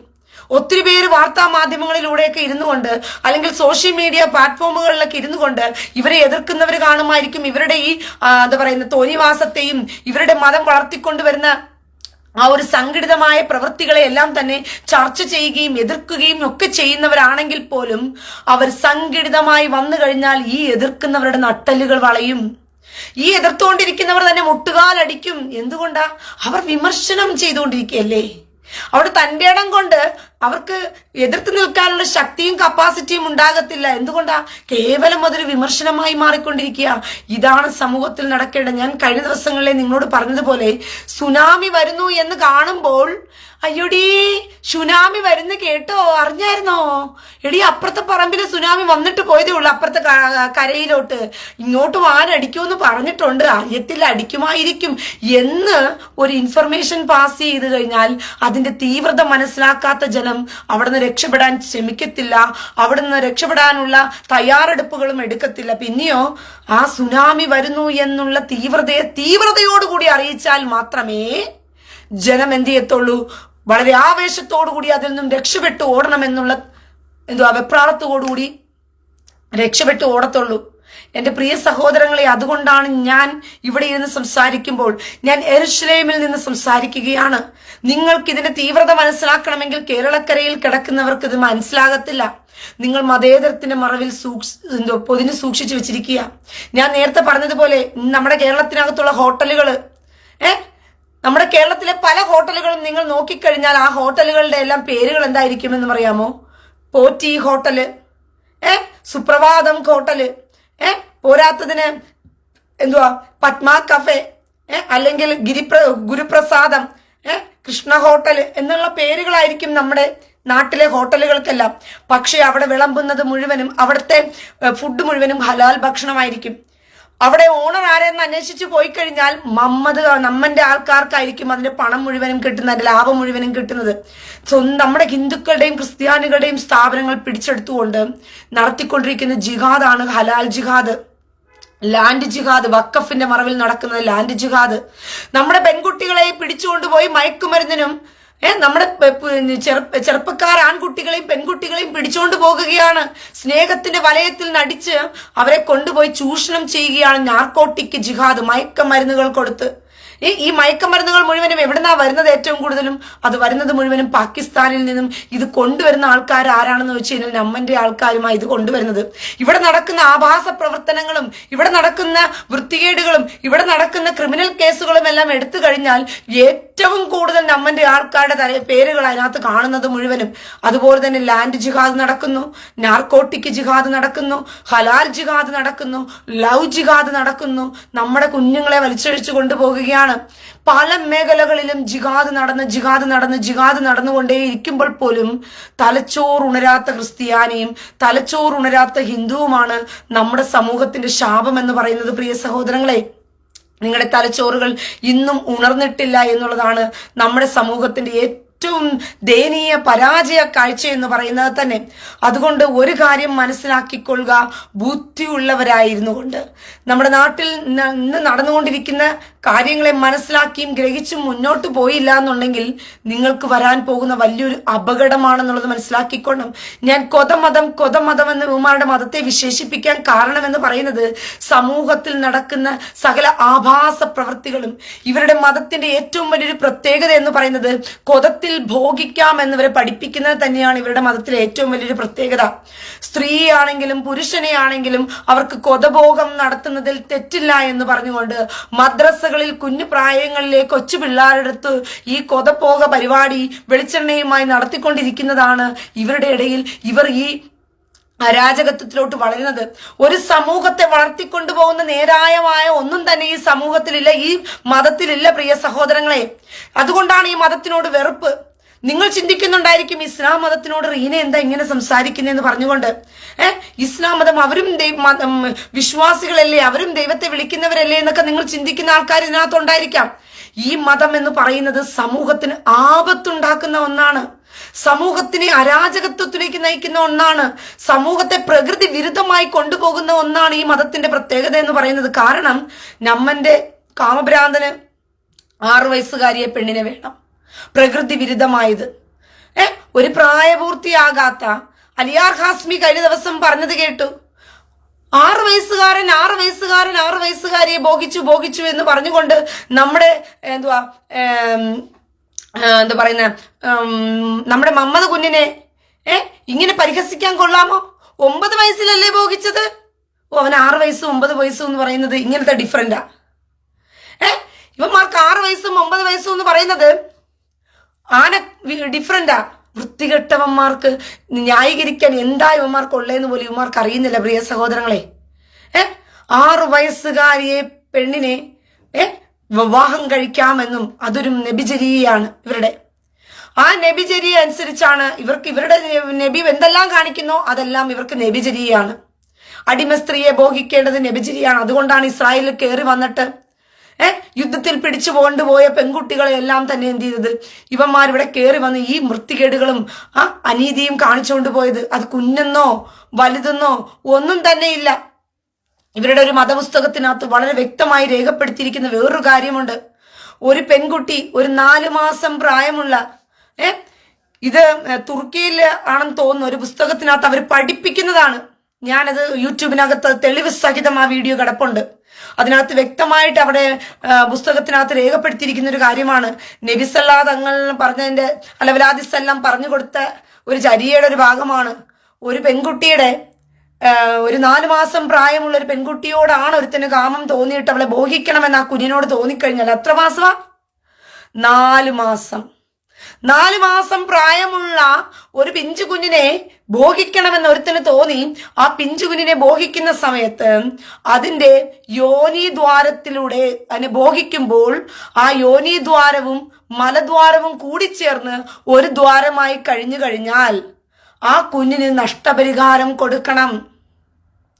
ആ കുഞ്ഞങ്ങനെ മരിച്ചുപോയി കഴിഞ്ഞാലും അവരുടെ ബന്ധുക്കൾക്ക് അതിന് തക്കവണ്ണമുള്ള തുക കൊടുത്താൽ മതി. ഇതാണ്. അല്ലെങ്കിൽ ആ കുഞ്ഞിനെ അടുത്ത് വെച്ചിട്ട് നമ്മന് സ്വയം ഭോഗം നടത്തിയെങ്കിലും കാര്യം നടത്താം. ആ കുഞ്ഞിന്റെ അകത്തോട്ട് കടത്തിയില്ലെങ്കിൽ പോലും മേളിൽ വെച്ച് ചെറുതായിട്ട് എന്തെങ്കിലും എന്ത് ചെയ്യാം, ഒരച്ചുകൊണ്ടാണെങ്കിലും ഇവന്മാർക്ക് കാര്യം നടത്താമെന്ന് പച്ചയ്ക്ക് ഇവന്മാരുടെ പുസ്തകത്തിനകത്ത് ഈ നബിചര്യ അലവലാദിസെല്ലാം പറഞ്ഞു കൊടുത്തു എന്ന് പറഞ്ഞിട്ട് തുർക്കിയിലും ഇറാഖിലും ഒക്കെ പഠിപ്പിച്ചുകൊണ്ടിരിക്കുന്ന പുസ്തകങ്ങൾ ഇപ്പോഴും നിലവിലുണ്ട് പ്രിയ സഹോദരങ്ങളെ. ഒരു സമൂഹത്തെ വൃത്തികേടും ആഭാസവും തോന്നിവാസവും മാത്രം പറഞ്ഞു പഠിപ്പിക്കുന്ന ഈ മതം എത്രമാത്രം ഭയാനകത നിറഞ്ഞതാണ്. അതുകൊണ്ടാണ് പറയുന്നവന്റെ കഴുത്തു വെട്ടാനും പറയുന്നവന്റെ കൈവശങ്ങളിൽ നിന്നും എതിർദിശകളിൽ നിന്നുകൊണ്ട് കൈകൾ വെട്ടിയെടുക്കുവാനും ഇവന്മാര് പേടിപ്പിച്ച് ഇത്രയും കാലം ഈ മതത്തിന്റെ ആഭാസവും വൃത്തികേടുകളും പുറത്തു പറയാൻ വിടാതെയായത്. അതിനിടയിൽ മതേതരം എന്ന് പറഞ്ഞുകൊണ്ട് 153A എന്ന് പറഞ്ഞുകൊണ്ട് ഒരു നിയമവും കൂടി ഉണ്ടാക്കി വെച്ചിട്ടുണ്ട്. അതുകൊണ്ട് ആർക്കും ഒന്നും പറയാൻ പാടില്ല നമ്മന്റെ മതത്തിലുള്ളവരെ കുറിച്ച്.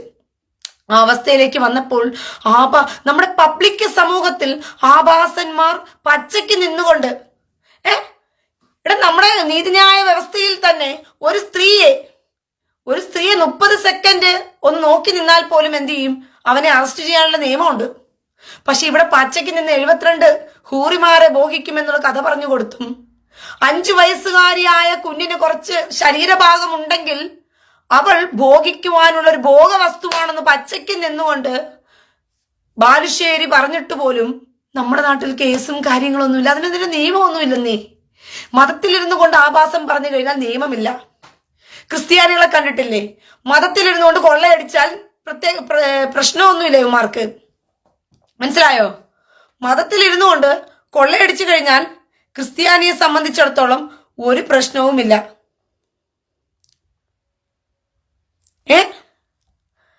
അതാണ് ക്രിസ്ത്യാനിയുടെ പ്രത്യേകത എന്ന് പറയുന്നത്. മതത്തിലിരുന്നു കൊണ്ട് കൊള്ളയടിക്കാം, എന്നാ അത് കൊള്ളയാകത്തില്ല, അത് പിടിച്ചു പറയാകത്തില്ല, അതിന്റെ പേരിൽ കേസുണ്ടാകത്തില്ല. അതുപോലെ മതത്തിന്റെ അകത്ത് മറിഞ്ഞിരുന്നു കൊണ്ട് വൃത്തികേടുകൾ പറയാം. പ്രസവ പലകയിൽ കിടത്തിയിട്ടിരിക്കുന്ന പെൺകുട്ടി ആ പ്രസവ പലവയ്ക്കകത്ത് കിടന്നു പോലും അവൻ ജീവൻ മരണ പോരാട്ടം നടത്തുമ്പോൾ പോലും മുഹമ്മദ് അലവലാദിസെല്ലാം പറഞ്ഞു പോലും ആ പ്രസവ പലവയ്ക്കകത്ത് കിടക്കുന്ന പെണ്ണിനോട് കാമം തോന്നിയാൽ അവൾ പ്രസവിക്കാനായിട്ട് കുഞ്ഞിനെ പുറത്തേക്കല്ല തള്ളേണ്ടത്, പിന്നെയോ ഇവന്റെ മുറിയേണ്ടിയാണ് അകത്തോട്ട് കയറ്റേണ്ടതെന്നുള്ളത് വരെ പഠിപ്പിച്ചു കൊടുത്തിരിക്കുന്നു.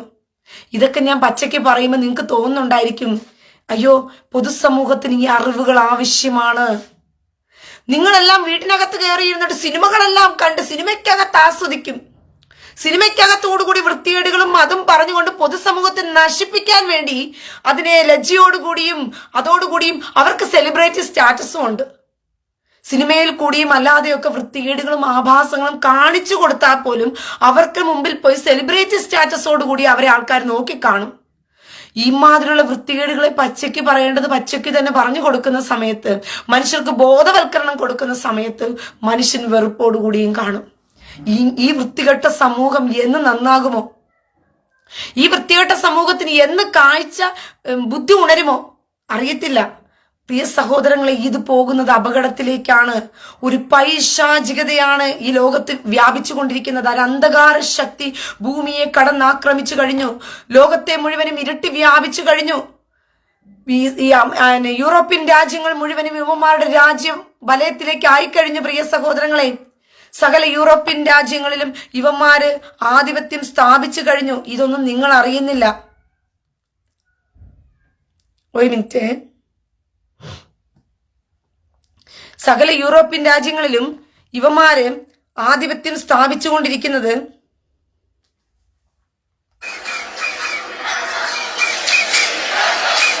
ടൈംസ് സ്ക്വയറിൽ നടക്കുന്ന കാഴ്ചയായിരുന്നു.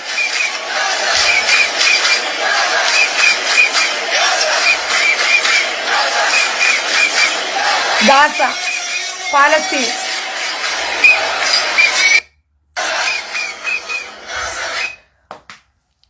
അതായത് നാട്ടിലുള്ള 89,000 യൂണിവേഴ്സിറ്റികളിൽ പഠിക്കുന്ന യൗവനക്കാരെ തെരുവിലിറക്കിയിട്ട ഈ പരിപാടികൾ അവിടെ നടക്കുന്നത്. ടൈംസ് സ്ക്വയറിൽ പോയി ഗാസയുടെ പേരും പറഞ്ഞുകൊണ്ട് തീവ്രവാദികൾ അവിടെ അഴിഞ്ഞാടുകയാണ് ചെയ്യുന്നത്. ഇത് തന്നെയാണ് ലോകത്തിലെ എല്ലാ രാജ്യങ്ങളും നടന്നുകൊണ്ടിരിക്കുന്നത്. അവനവന്റെ മൂട്ടിനകത്ത് തീ കത്തുന്നത് വരയ്ക്കും നിങ്ങൾ ഇങ്ങനെ തന്നെ ഇരിക്കുമെന്നുള്ളത് എനിക്ക് നല്ല വൃത്തിയാണം അറിയാം. പക്ഷെ ഇത് ഞാൻ പറയുമ്പോഴും മനസ്സിലാക്കാൻ, സ്വയരക്ഷയ്ക്ക് വേണ്ടിയെങ്കിലും രക്ഷപ്പെടാൻ അവസാന നിമിഷം വരെയും പൊരുതാൻ ആരെങ്കിലും ഉണ്ടെങ്കിൽ അവർ പൊരുതിക്കൊള്ളും. കാരണം നിങ്ങൾ കേവലം അടിമകളായി മരിക്കാനുള്ളവരാണ്. ദൈവവചനം വളരെ വ്യക്തമായി വെളിപ്പാട് പുസ്തകത്തിൽ പറയുന്ന ഒരു കാര്യമാണ്. അടിമയാക്കുന്നവൻ അടിമയായി കൊണ്ടുപോകും, വാളിനിരയാക്കപ്പെടുന്നവൻ വാളിനിരയാക്കപ്പെടുമെന്ന് പറഞ്ഞുകൊണ്ട്. അടിമയാക്കുന്നവൻ അടിമയായി കൊണ്ടുപോകും, വാളിനിരയാക്കുന്നവൻ വാളിനിരയാക്കപ്പെടുമെന്ന് പറഞ്ഞുകൊണ്ട്. ഒരു മിനിറ്റ്, ഇവിടെ റേഞ്ച് കട്ടാവുകയാണ് എനിക്ക്.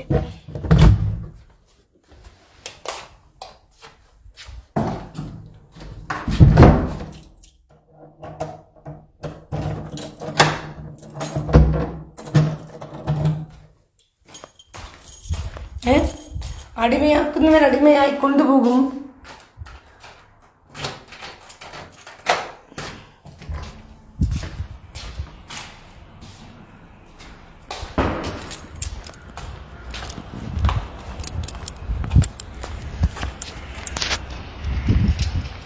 അടിമയാക്കുന്നവൻ അടിമയായി കൊണ്ടുപോകും, വാളിനിരയാക്കപ്പെടുന്നവൻ വാളിനിരയാക്കപ്പെടുമെന്ന് പറഞ്ഞുകൊണ്ട് വളരെ വ്യക്തമായി തന്നെ പറഞ്ഞിട്ടുണ്ട്. കാരണം അന്ധകാരം ഭൂമിയെ വ്യാപിച്ചു കഴിഞ്ഞു.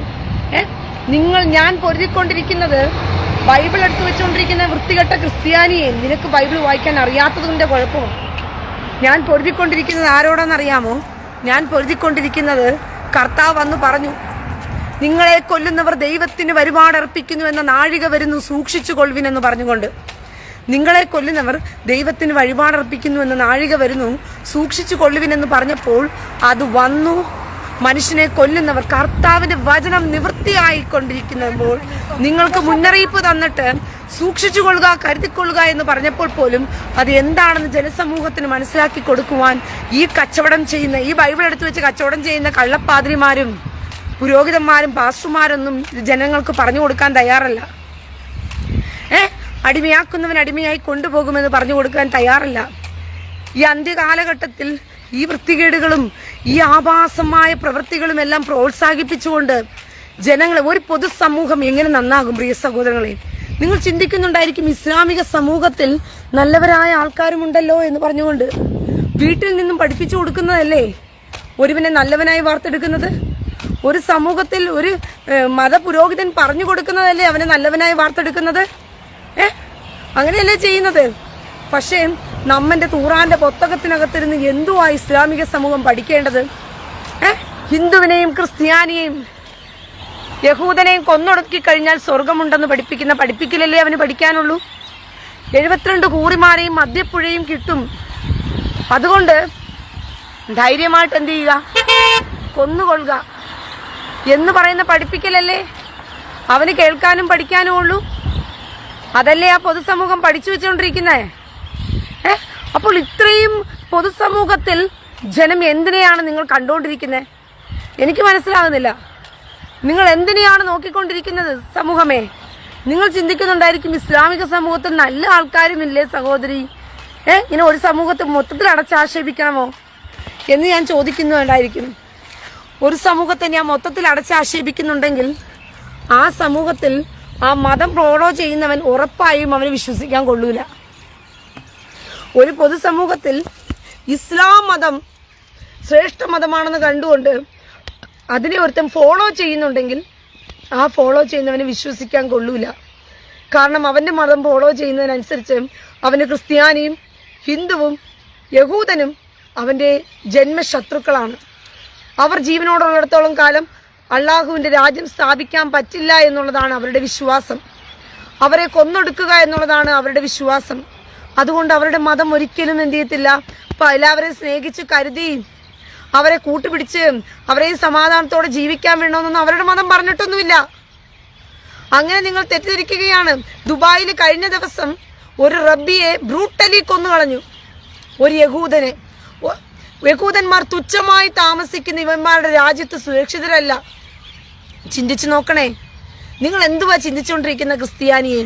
ഇവന്മാരിൽ കുറച്ചു പേര് നല്ലവരുണ്ടെന്ന് പറഞ്ഞിട്ട് ബാക്കിയുള്ളവന്മാരെല്ലാം നിങ്ങളെ ഇവരൊക്കെ പൊതിഞ്ഞ് നിങ്ങളെ സൂക്ഷിക്കുന്ന, നിങ്ങളുടെ ജീവനും നിങ്ങളുടെ സ്വത്തിനും ഇവരൊക്കെ സുരക്ഷിതം തരുമെന്ന? ഒരിക്കലും ഇല്ല. അതിനകത്ത് മത തീവ്രവാദികളായി 10 പേരുണ്ടെങ്കിൽ മതി ഒരു രാജ്യത്ത്, ഒരു നാട്ടിൽ. ആ 10 പേരെ പേടിച്ച് മറ്റുള്ളവരും മിണ്ടാതിരിക്കും.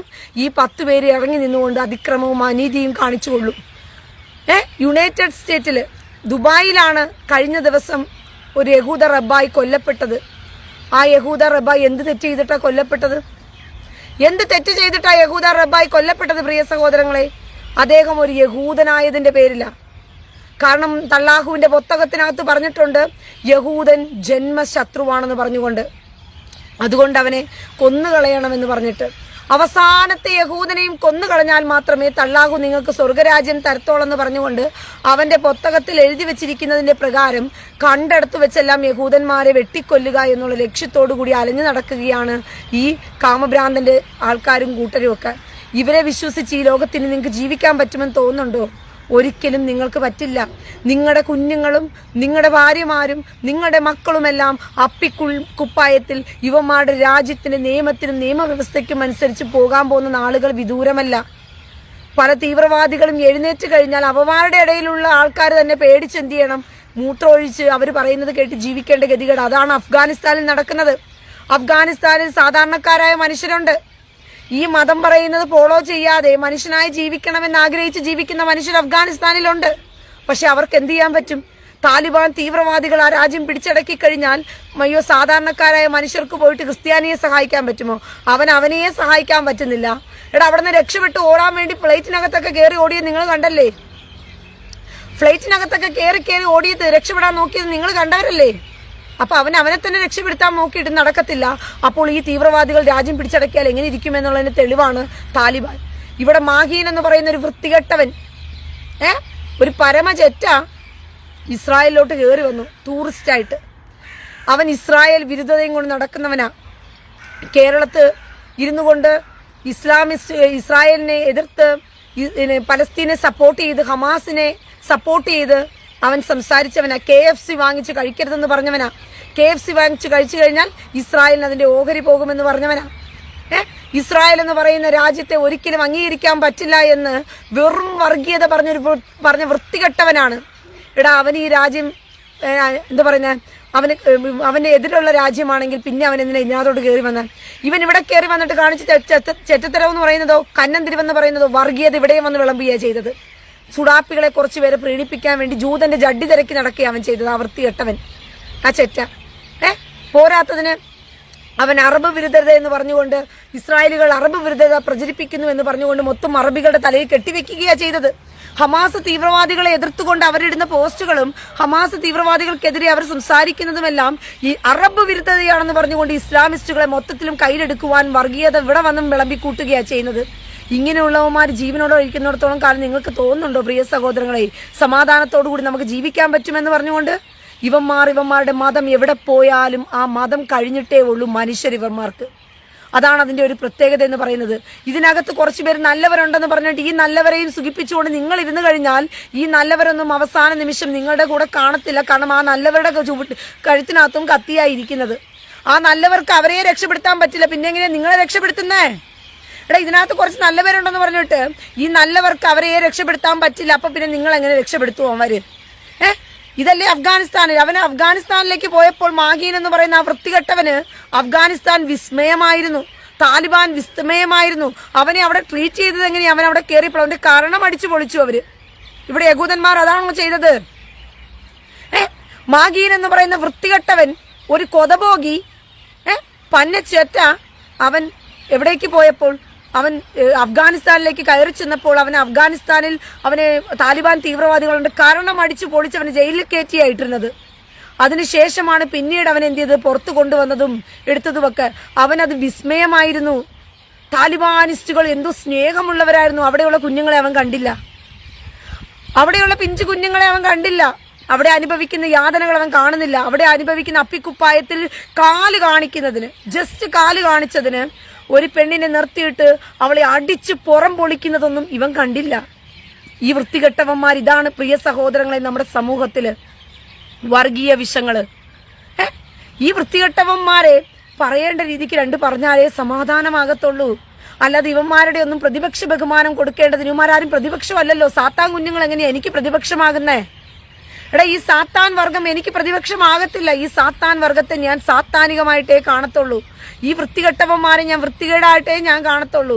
അല്ലാതെ ഇവന്മാരെ ഒന്നും നല്ല രീതിക്കൊന്നും ഞാൻ കാണാൻ പോണില്ല, എനിക്ക് പറ്റത്തുമില്ല. ഇതിനകത്ത് നിങ്ങൾ പറയുന്ന കുറച്ച് നല്ലവരായ ആൾക്കാർ അവർക്ക് വേണ്ടി ജീവൻ ത്യജിക്കാനുള്ളതല്ലപ്പാ എന്റെ ജീവൻ. ഈ നല്ലവരായ ആൾക്കാർക്ക് വേണ്ടി ജീവൻ കൊടുക്കാൻ എന്നെ കൊണ്ട് കഴിയത്തില്ല. ആ നല്ലവരായ ആൾക്കാർക്ക് അവരെ രക്ഷിക്കാൻ പറ്റത്തില്ല. പിന്നെ അവരെങ്ങനെ നമ്മളെ രക്ഷിക്കും തീവ്രവാദികളുടെ കയ്യിൽ നിന്നും? ഹമാസ് തീവ്രവാദികൾ എത്ര പേരുണ്ട് പാലസ്തീനില്? ഹമാസ് തീവ്രവാദികൾ. പലസ്തീനുള്ള ആൾക്കാർക്ക് ഹമാസ് തീവ്രവാദികളെ എതിർത്തിരിക്കാൻ പറ്റിയിട്ടുണ്ടോ? അവിടെയുള്ള പാവം കുഞ്ഞുങ്ങൾ നിങ്ങൾ പറയുന്നുണ്ടല്ലോ,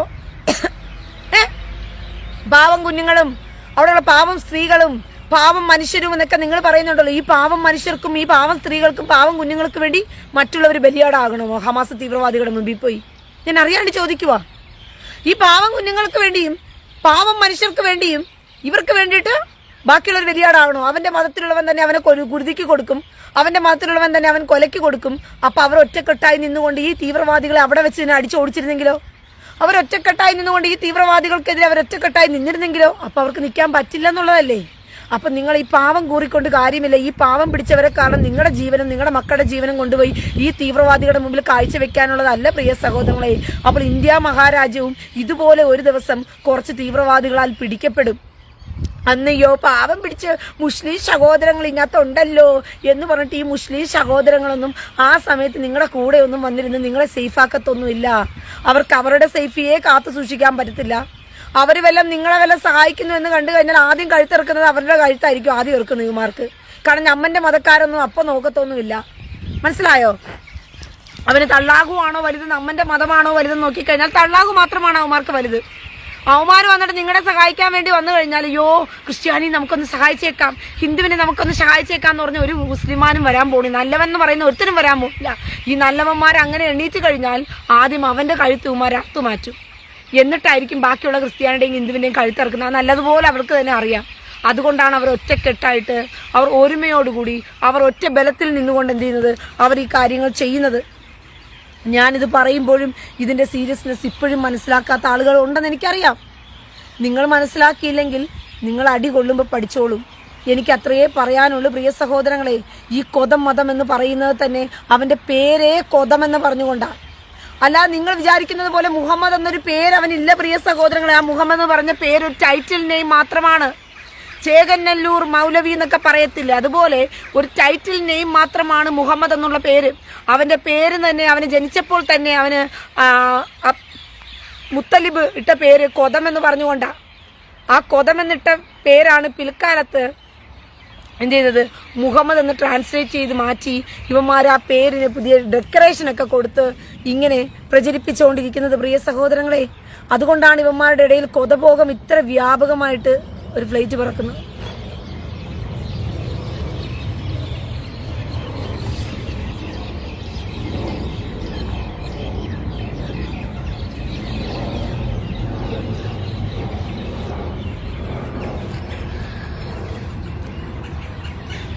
ഓക്കെ,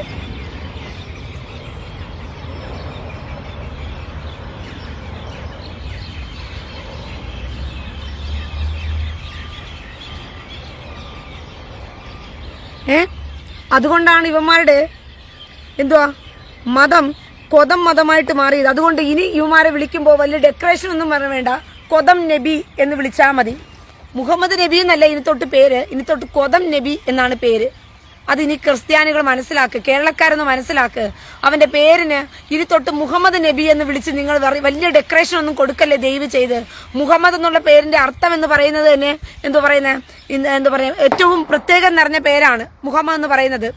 അതായത് പിന്നെ ബഹുമാനം അർഹിക്കുന്നവൻ, പ്രൈസ്ഡ് ഹിം എന്നാ പറയുന്നത്. അതായത് സ്തുതി അർഹിക്കുന്നവനെന്നാ അതിനർത്ഥം. മുഹമ്മദ് എന്നുള്ള പേരിന്റെ അർത്ഥം.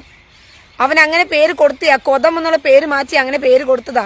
അതുകൊണ്ട് നിങ്ങൾ പറയുമ്പോൾ ഇനി മുഹമ്മദ് നബി എന്നല്ല പറയേണ്ട, കൊതം നബി എന്ന് മാത്രം പറഞ്ഞാൽ മതി. കാരണം അവന്റെ പേരതാ. ഇത് എന്റെ കയ്യിൽ നിന്ന് ഞാൻ കയ്യിൽ നിന്നിട്ട് എടുത്തു പറഞ്ഞതല്ലോ. എന്റെ കയ്യിൽ നിന്ന് ഞാൻ കയ്യിൽ നിന്നിട്ട് എടുത്തു പറഞ്ഞൊരു ആശയമല്ല. പിന്നെയോ അവന്റെ പേര് തന്നെ കൊതം നബി എന്ന് പറഞ്ഞുകൊണ്ട് തന്നെയാ. അതുകൊണ്ട് ഇനി തൊട്ട് കൊതം നബി എന്ന് തന്നെ നിങ്ങൾ മനസ്സിലാക്കണം. അത് തന്നെ സമൂഹത്തിൽ നിങ്ങൾ പറയുകയും ചെയ്യണം. അത് തന്നെയായിരിക്കണം ഇനി എല്ലായിടത്തും ഉപയോഗിക്കേണ്ടത്. കൊതം നബി എന്ന് തന്നെയായിരിക്കണം നിങ്ങൾ ഉപയോഗിക്കേണ്ടത്. പ്രിയ സഹോദരങ്ങളെ, കേരള സമൂഹമേ ഉണര്, കണ്ണു തുറക്ക്. നിങ്ങൾ ഇതിനെ ചെറുത്തു നിൽക്കും തോറും നിങ്ങളുടെ സമൂഹത്തിലും നിങ്ങളുടെ കുഞ്ഞുങ്ങളും ഇതെല്ലാം കണ്ടും മനസ്സിലാക്കിയും വളരേണ്ടവരാണ്. കാരണം ഈ മതം പൊതുസമൂഹത്തിന് ആപത്താണ്. ഈ മതം പൊതുസമൂഹത്തിന് ആപത്താണ്. ഒരു സദാചാരത്തോടു കൂടി ജീവിക്കുന്ന ഒരു സമൂഹത്തിന് സദാചാരക്കേടുണ്ടാക്കി വെക്കുന്ന ഒരു മതമാണ് ഈ മതം. 72 വേശ്യാലയത്തിൽ പോകാൻ ഏതെങ്കിലും അമ്മമാരും അപ്പന്മാരും മക്കളെ പറഞ്ഞു വിടുവോ? മക്കളെ പഠിപ്പിക്കുമോ? അത് സ്വപ്നം കാണിച്ചു കൊടുക്കുമോ? നിങ്ങൾ ചിന്തിച്ചു നോക്ക്. ഏതെങ്കിലും അമ്മമാരും മക്കളെ വളർത്തുന്നവർ, സദാചാരത്തോടു കൂടി മക്കളെ വളർത്തുന്നവർ, മക്കളെ നീ എനിക്ക് വേശ്യാലയം ഞാൻ തരാം, നീ നന്നായിട്ട് ഇവിടെ ഒന്ന് വളര്, നിനക്ക് വേശ്യാലയത്തിൽ ഞാൻ നിനക്ക് കൊണ്ടുകൊണ്ടിരുത്താം, രാവും പകലയും നിനക്ക് അവിടെയുള്ള വേശ്യകളോട് സുഖിക്കാം എന്ന് പറഞ്ഞു കൊടുത്ത് പൊതുസമൂഹം വളർത്തുമോ? വൃത്തികെട്ട സമൂഹമേ, തലച്ചോറുണർന്ന് ചിന്തിക്കരുത്. ഇവന്മാരെന്താ പഠിപ്പിക്കുന്നത്? 72 കൂറികളായ വേശ്യമാരുടെ കൂടെ പുളകമണിയിക്കാൻ തള്ളാകു നിങ്ങളെ കൊണ്ടുപോകും സ്വർഗത്തില്. തൂങ്ങിക്കിടക്കുന്ന മുലയില്ലാത്ത തുടുത്ത മാറിടമുള്ള പെണ്ണുങ്ങളുടെ അടുത്തേക്ക് നിങ്ങൾക്ക് പോയി കിടന്ന് രസിക്കാം എന്ന് പറഞ്ഞു പഠിപ്പിക്കുക ഒരു പൊതുസമൂഹത്തെ, തന്റെ കുഞ്ഞുങ്ങളെ. അപ്പൊ ഇതൊരു ആഭാസ മതമല്ലേ? ഇതൊരു വൃത്തികെട്ട മതമല്ലേ പ്രിയ സഹോദരങ്ങളെ? ഞാൻ നിനക്ക് മദ്യഷാപ്പ് ഉണ്ടാക്കി വെച്ചിട്ടുണ്ട്, വീട്ടിനകത്ത് തന്നെ ഞാനൊരു മദ്യ ബാർ ഉണ്ടാക്കി വെച്ചിട്ടുണ്ട്, ഇല്ലെങ്കിൽ ഞാനൊരു സ്വിമ്മിംഗ് പൂള് പോലെ ഒരു ബാർ ഉണ്ടാക്കി നിനക്ക് നീന്തി തുടിക്കാം മോനേന്ന് ഏതെങ്കിലും തന്തമാരും തള്ളമാരും മക്കൾക്ക് പറഞ്ഞു കൊടുക്കുമോ? അവരെ അങ്ങനെ മോഹിപ്പിക്കുമോ? സദാചാരത്തിൽ വളർത്തണമെന്ന് ആഗ്രഹിക്കുന്നവർ ഒരിക്കലും ചെയ്യാത്ത കാര്യമാണ് നമ്മന്റെ ദൈവം എന്ന് പറയുന്ന ആ പറവേശ്യ, മർമ്മം മഹദിയാം ബാബിലോൺ എന്ന് പറയുന്ന വേശ്യകളുടെ മാതാവായിരിക്കുന്ന വേശ്യ. നിങ്ങൾക്കറിയാമോ ഈ തള്ളാഹു എന്ന് പറയുന്നത് ഒരു സ്ത്രീയാണെന്ന് പറഞ്ഞുകൊണ്ട്? അറിയത്തില്ല. കാബയിൽ പോയാൽ അവിടെ അവർ മുത്തുന്ന കല്ല് അത് യോനിക്കല്ലാണ്. കാബയിൽ അവർ മുത്തുന്നത് ഒരു സ്ത്രീയുടെ യോനിക്കല്ലാണ് പ്രിയ സഹോദരങ്ങളെ. അതിനെയാണ് ഇവർ മുത്തുന്നത്. വിഗ്രഹാരാധന ഇല്ലെന്ന് പറഞ്ഞിട്ട്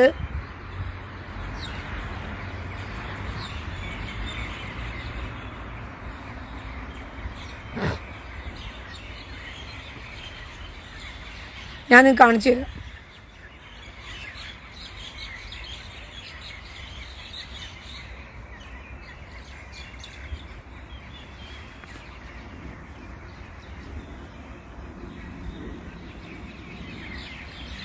ഇത് കണ്ടോ?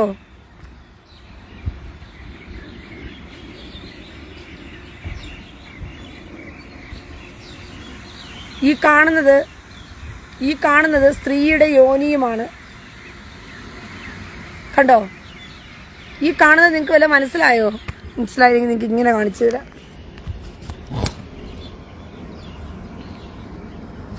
കണ്ടോ? ഇത് കാബയുടെ കല്ല. ഈ സാധനമാണ് ഈ കോർണറിൽ ഇരിക്കുന്നത്. അതാണ് ഈ സാധനം. ഇത് സ്ത്രീകളുടെ വെജേന എങ്ങനെ ഇരിക്കുമോ അതാണിത്. ഇത് യോനിക്കല്ലാണ്. ഇതിനെയാണ് കമിഴ്ന്ന് കടന്ന് മുത്തുന്നത് ഇവന്മാര് മുഴുവനും. വിഗ്രഹാരാധികളായ ഇവന്മാര് മുഴുവനും ചെയ്തു കൂട്ടുന്ന വൃത്തികേടെന്ന് പറയുന്നത് ഈ സാധനത്തെയാ. നിങ്ങളൊന്ന് ആലോചിച്ച് നോക്കിയേ. അല്ലാതെ എന്നിട്ട് ഇവന്മാര് പറയും നമ്മന്റെ മതത്തിൽ വിഗ്രഹാരാധനയില്ല, നമ്മക്കൊരു ദൈവവുമില്ല എന്ന കാബയിൽ പോയി കിടന്ന് യോനിക്കല്ല് കമിഴ്ന്ന് മുത്തും. കാണിക്കുന്ന ചെറ്റത്തരം മുഴുവനും കാണിച്ചു കൂട്ടും. ഒരു സമൂഹത്തെ, പൊതുസമൂഹത്തെ, ഒരു മതത്തിന്റെ പേരിൽ, ഒരു മതത്തിന്റെ മറവിൽ ഒരു പൊതുസമൂഹത്തെ മുഴുവനും തെറ്റായ രീതിയിൽ വഴി നടത്തിയിട്ട് പോലും ഇവിടെ നിയമവാഴ്ചകൾക്കോ നിയമങ്ങൾക്കോ ഇതിനെതിരെ ഒരു ആക്ഷനും എടുക്കാനില്ല. ഒരു പൊതുസമൂഹത്തെ വഴിതെറ്റിക്കുമ്പോൾ വൃത്തികെട്ട രീതിയിൽ പറഞ്ഞു പഠിപ്പിച്ചാൽ നമ്മുടെ എതിരെ കേസെടുക്കും. ഒരു പൊതുസമൂഹത്തെ വഴിതെറ്റിക്കുന്ന രീതിയിൽ ഒരു വാക്കുകൾ കൊണ്ട് ഉരുവിട്ട് തന്നെ നമുക്കെതിരെ കേസെടുക്കും. പക്ഷെ ഖുർആൻ എന്ന് പറയുന്ന പുസ്തകത്തിനകത്ത് ഹിന്ദുവിനെയും ക്രിസ്ത്യാനിയെയും കണ്ടെടുത്ത് ബഹുദൈവത വിശ്വാസികളെ കണ്ടെടുത്ത് വെച്ച് വെട്ടിക്കൊല്ലണമെന്ന് പറഞ്ഞിട്ടും കേസില്ല. ക്രിസ്ത്യാനിയും ഹിന്ദുവിനെയും കൊല്ലാൻ പറഞ്ഞിട്ട് പോലും കേസില്ല. ഇത് എന്തിനെ സൂചിപ്പിക്കുന്നതാ? അവൻ വളർന്നു പ്രബലപ്പെട്ട് കഴിഞ്ഞു എന്ന് കാണിക്കുക. എടാ, അവൻ വളർന്നു പ്രബലപ്പെട്ടു നമ്മുടെ നാടിനകത്ത്. നിന്റെ മതേതരം എന്ന് പറഞ്ഞിരിക്കുന്ന ആ ഒരു മതേതരം എന്ന് പറയുന്ന ഒരു സംഭവം ഉണ്ടല്ലോ, നീ പെയിന്റ് അടിച്ചു വെച്ചിരിക്കുന്ന സാധനം, അത് കുപ്പയ്ക്ക് സമം അവന്മാരുടെ മുമ്പിൽ. ചപ്പും ചെവറിനും സമം അവന്മാർക്കറിയാം. അവന്മാരെ വെല്ലാൻ ഇനി ആരും ഉണ്ടാകത്തില്ല എന്ന് പറഞ്ഞുകൊണ്ട് നിങ്ങൾ വിചാരിക്കുന്നത് പോലെ ഇന്ത്യ മഹാരാജ്യം എന്ന് പറയുന്നത് ഭയങ്കര സേഫ് സോണിലാണെന്നാണോ തോന്നുന്നത്? കോൺഗ്രസ് ഒന്ന് കയറി കഴിയട്ടെ. നിങ്ങളൊന്ന് നോക്കിക്കോ, ക്രിസ്ത്യാനിയെ നീ അടി കൊണ്ട് ഓടാൻ നിൽക്കുന്നതേ ഉള്ളൂ. ഈ കോൺഗ്രസിനകത്ത് കയറി ഇരുന്നു കൊണ്ട് നീ എന്താ പറയുന്നത്, ഇന്ത്യയെ ഒറ്റിക്കൊടുക്കുവാൻ ലാൻഡ് ജിഹാദ് നടത്തിക്കൊണ്ട് ഇന്ത്യയെ മുഴുവനെയും ഹിന്ദുവിന്റെയും ക്രിസ്ത്യാനിയുടെയും സ്വത്തടക്കം ഇസ്ലാമിസ്റ്റുകൾക്ക് തീരെഴുതി കൊടുക്കുവാൻ വെമ്പൽ കൊണ്ടിരിക്കുന്നവന്മാര് മതപ്രീണനം നടത്തി അവന്മാർക്ക് ഭരണം കിട്ടിയാൽ മതി. പക്ഷെ നിനക്ക് നിന്റെ മക്കളുടെയും നിന്റെ കുടുംബക്കാരുടെയും പള്ളിയും പറയടവും വസ്തുവും ഒക്കെയാണ് അടിച്ചോണ്ട് പോകുന്നത്. മുനമ്പങ്കാരെ നീ ഓർത്തില്ല, നീ ഇന്ദിരാഗാന്ധി കുടുംബത്തെ അങ്ങ് ഓർത്തു. വയനാട്ടിലെ ക്രിസ്ത്യാനികളെല്ലാം കൂടി അച്ഛന്മാര്, ഈ കള്ള വൃത്തികെട്ട പാതിരിമാരെന്ന് പറയുന്ന ചെറ്റകള് ഒരു തീരുമാനമെടുത്തിരുന്നെങ്കിൽ ഈ ജനങ്ങൾക്കൊന്ന് മാനസാന്തരപ്പെട്ടേനെയായിരുന്നു. ഇവന്മാര് പറഞ്ഞു കൊടുക്കത്തില്ലല്ലോ. അവന്മാര് മദാമയെ കണ്ടപ്പോ സായിപ്പിനെ കണ്ടാൽ കവാത്ത് മറക്കുമെന്ന് പറഞ്ഞ കണക്ക് ഇന്ദിരാഗാന്ധിയുടെ മൂക്കും കൊണ്ട് പ്രിയങ്ക മദാമ വന്നപ്പോഴത്തേക്കും കവാത്തു മറന്നവന്മാര് മുനമ്പത്തിലെ സാധാരണക്കാരായ പാവപ്പെട്ടവരെ കണ്ടില്ല. റേഷിസം. ഓർത്തഡോക്സ് ക്രിസ്ത്യാനിക്കും മാർത്തോമ ക്രിസ്ത്യാനിക്കും ഭയങ്കര കൊടികുത്തി വാഴുന്ന ക്രിസ്ത്യാനിക്കും ലാറ്റിൻ കാത്തലിക്കക്കാരെ കണ്ടപ്പോഴത്തേക്കും കറുത്ത വർഗ്ഗക്കാര് താഴ്ന്ന വർഗ്ഗക്കാര് നമ്മൾ അവരുടെ കാര്യം തിരക്കേണ്ട, അവരുടെ കണ്ണുനീര് നമുക്കെന്തിന്? അപ്പോഴും നമുക്ക് വേണ്ടത് എന്തുവാ? നമുക്ക് സായിപ്പിനെ കണ്ടാൽ കവാത്ത് മറക്കണം. നല്ലതുപോലെ മറക്ക്. എടാ, നിന്റെയൊക്കെ മൂട്ടിന്റെ താഴെ വന്ന് കത്തിക്കുമ്പോൾ നീയൊക്കെ പഠിച്ചോളും. നിന്റെയൊക്കെ മൂട്ടിന്റെ താഴെ വന്ന് കത്തിക്കുന്നത് വരയ്ക്കും നീയൊക്കെ ഇങ്ങനെ തന്നെ ഇരിക്കണം. എനിക്കതിൽ സന്തോഷമേ ഉള്ളൂ. കാരണം നീയൊക്കെ അടി കൊണ്ട് ഓടുന്നത് കണ്ട് രസിക്കാനും ഒരു സുഖമുണ്ട്. ഇത്ര പറഞ്ഞു കൊടുത്തിട്ടും കേൾക്കാത്തവന്മാര് അടികൊണ്ട് ഓടുന്നത് കാണാനും ഒരു സുഖമുണ്ടല്ലോ. അതിനും കൂടിയിട്ടാണ് ഞാൻ ഈ പറയുന്നത്. അപ്പോൾ തനിയെ പഠിച്ചോളും. കണ്ടാലറിയാത്തവൻ കൊണ്ടാലറിയുമെന്ന് പറഞ്ഞതുപോലെ നിങ്ങളൊക്കെ കൊണ്ടറിയുമ്പം പഠിച്ചോളും. ഇന്നിരുന്നു കൊണ്ട് ചാനൽ ചർച്ചകളിൽ ഭയങ്കര എന്താ പറയുന്നത്, പിന്നെ നിങ്ങൾ ചിന്തിക്കുന്നുണ്ട് എന്തുവാ ആളുകൾ പറയുന്നൊരു കാര്യം, എന്തുവാ എൻ്റെ പേരെന്താ, മുസ്ലിം ലീഗ് എന്ന് പറയുന്ന അല്പമെങ്കിലും മതേതരം കാത്തു സൂക്ഷിക്കുന്നവരാ. ഇവിടെ അവന്റെ പേരിനകത്ത് തന്നെ മുസ്ലിം ലീഗ് എന്നാ പേര്. ഇതിനകത്ത് എന്ത് മതേതരം കാത്തു സൂക്ഷിക്കാനാ? അതിനകത്ത് തീവ്രവാദികൾ നുഴഞ്ഞു കഴിഞ്ഞു. അതിനകത്ത് പോപ്പുലർ ഫ്രണ്ടുകാരാണ് അതിനകത്ത് കയറിയിരിക്കുന്നത്. ഈ രാജ്യത്തെ വിഭജിച്ചെടുക്കാൻ വേണ്ടിയിട്ട് പ്ലാൻ ചെയ്തത് മുസ്ലിം ലീഗാണ്. മുസ്ലിം ലീഗിന്റെ നേതൃത്വത്തിലാണ് ഇന്ത്യ മഹാരാജ്യത്തെ വിഭജിച്ച് പാകിസ്ഥാനിനും കൊടുത്ത് ബംഗ്ലാദേശും ഒക്കെ വീതിച്ചു കൊടുത്ത് ആർട്ടിക്കൽ 370 എല്ലാം ഉണ്ടാക്കിക്കൊണ്ട് കാശ്മീരിനെല്ലാം പ്രത്യേക പദവി എടുത്തൊക്കെ കൊടുത്തത് മുസ്ലിം ലീഗിന്റെ സഹായത്തോടു കൂടിയാണ്. ഇന്ത്യയെ വിഭജിച്ച വിഘടനവാദികളാണ്.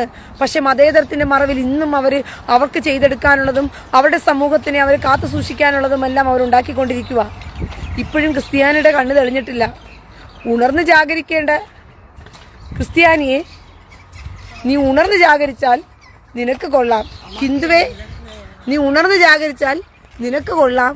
ഇല്ലെങ്കിൽ നിന്റെ മൂട്ടിലെ മണ്ണും കൂടി അടിച്ചുകൊണ്ട് പോകും. നിന്റെ മൂട്ടിലെ മണ്ണും മാത്രമല്ല, നിന്റെ വെണ്ണും കൂടി കാണത്തില്ല. അതുകൊണ്ട് ബുദ്ധിയുള്ളവരായിരിക്കുവാൻ ഞാൻ നിങ്ങളെ ബുദ്ധി ഉപദേശിക്കുകയാണ്.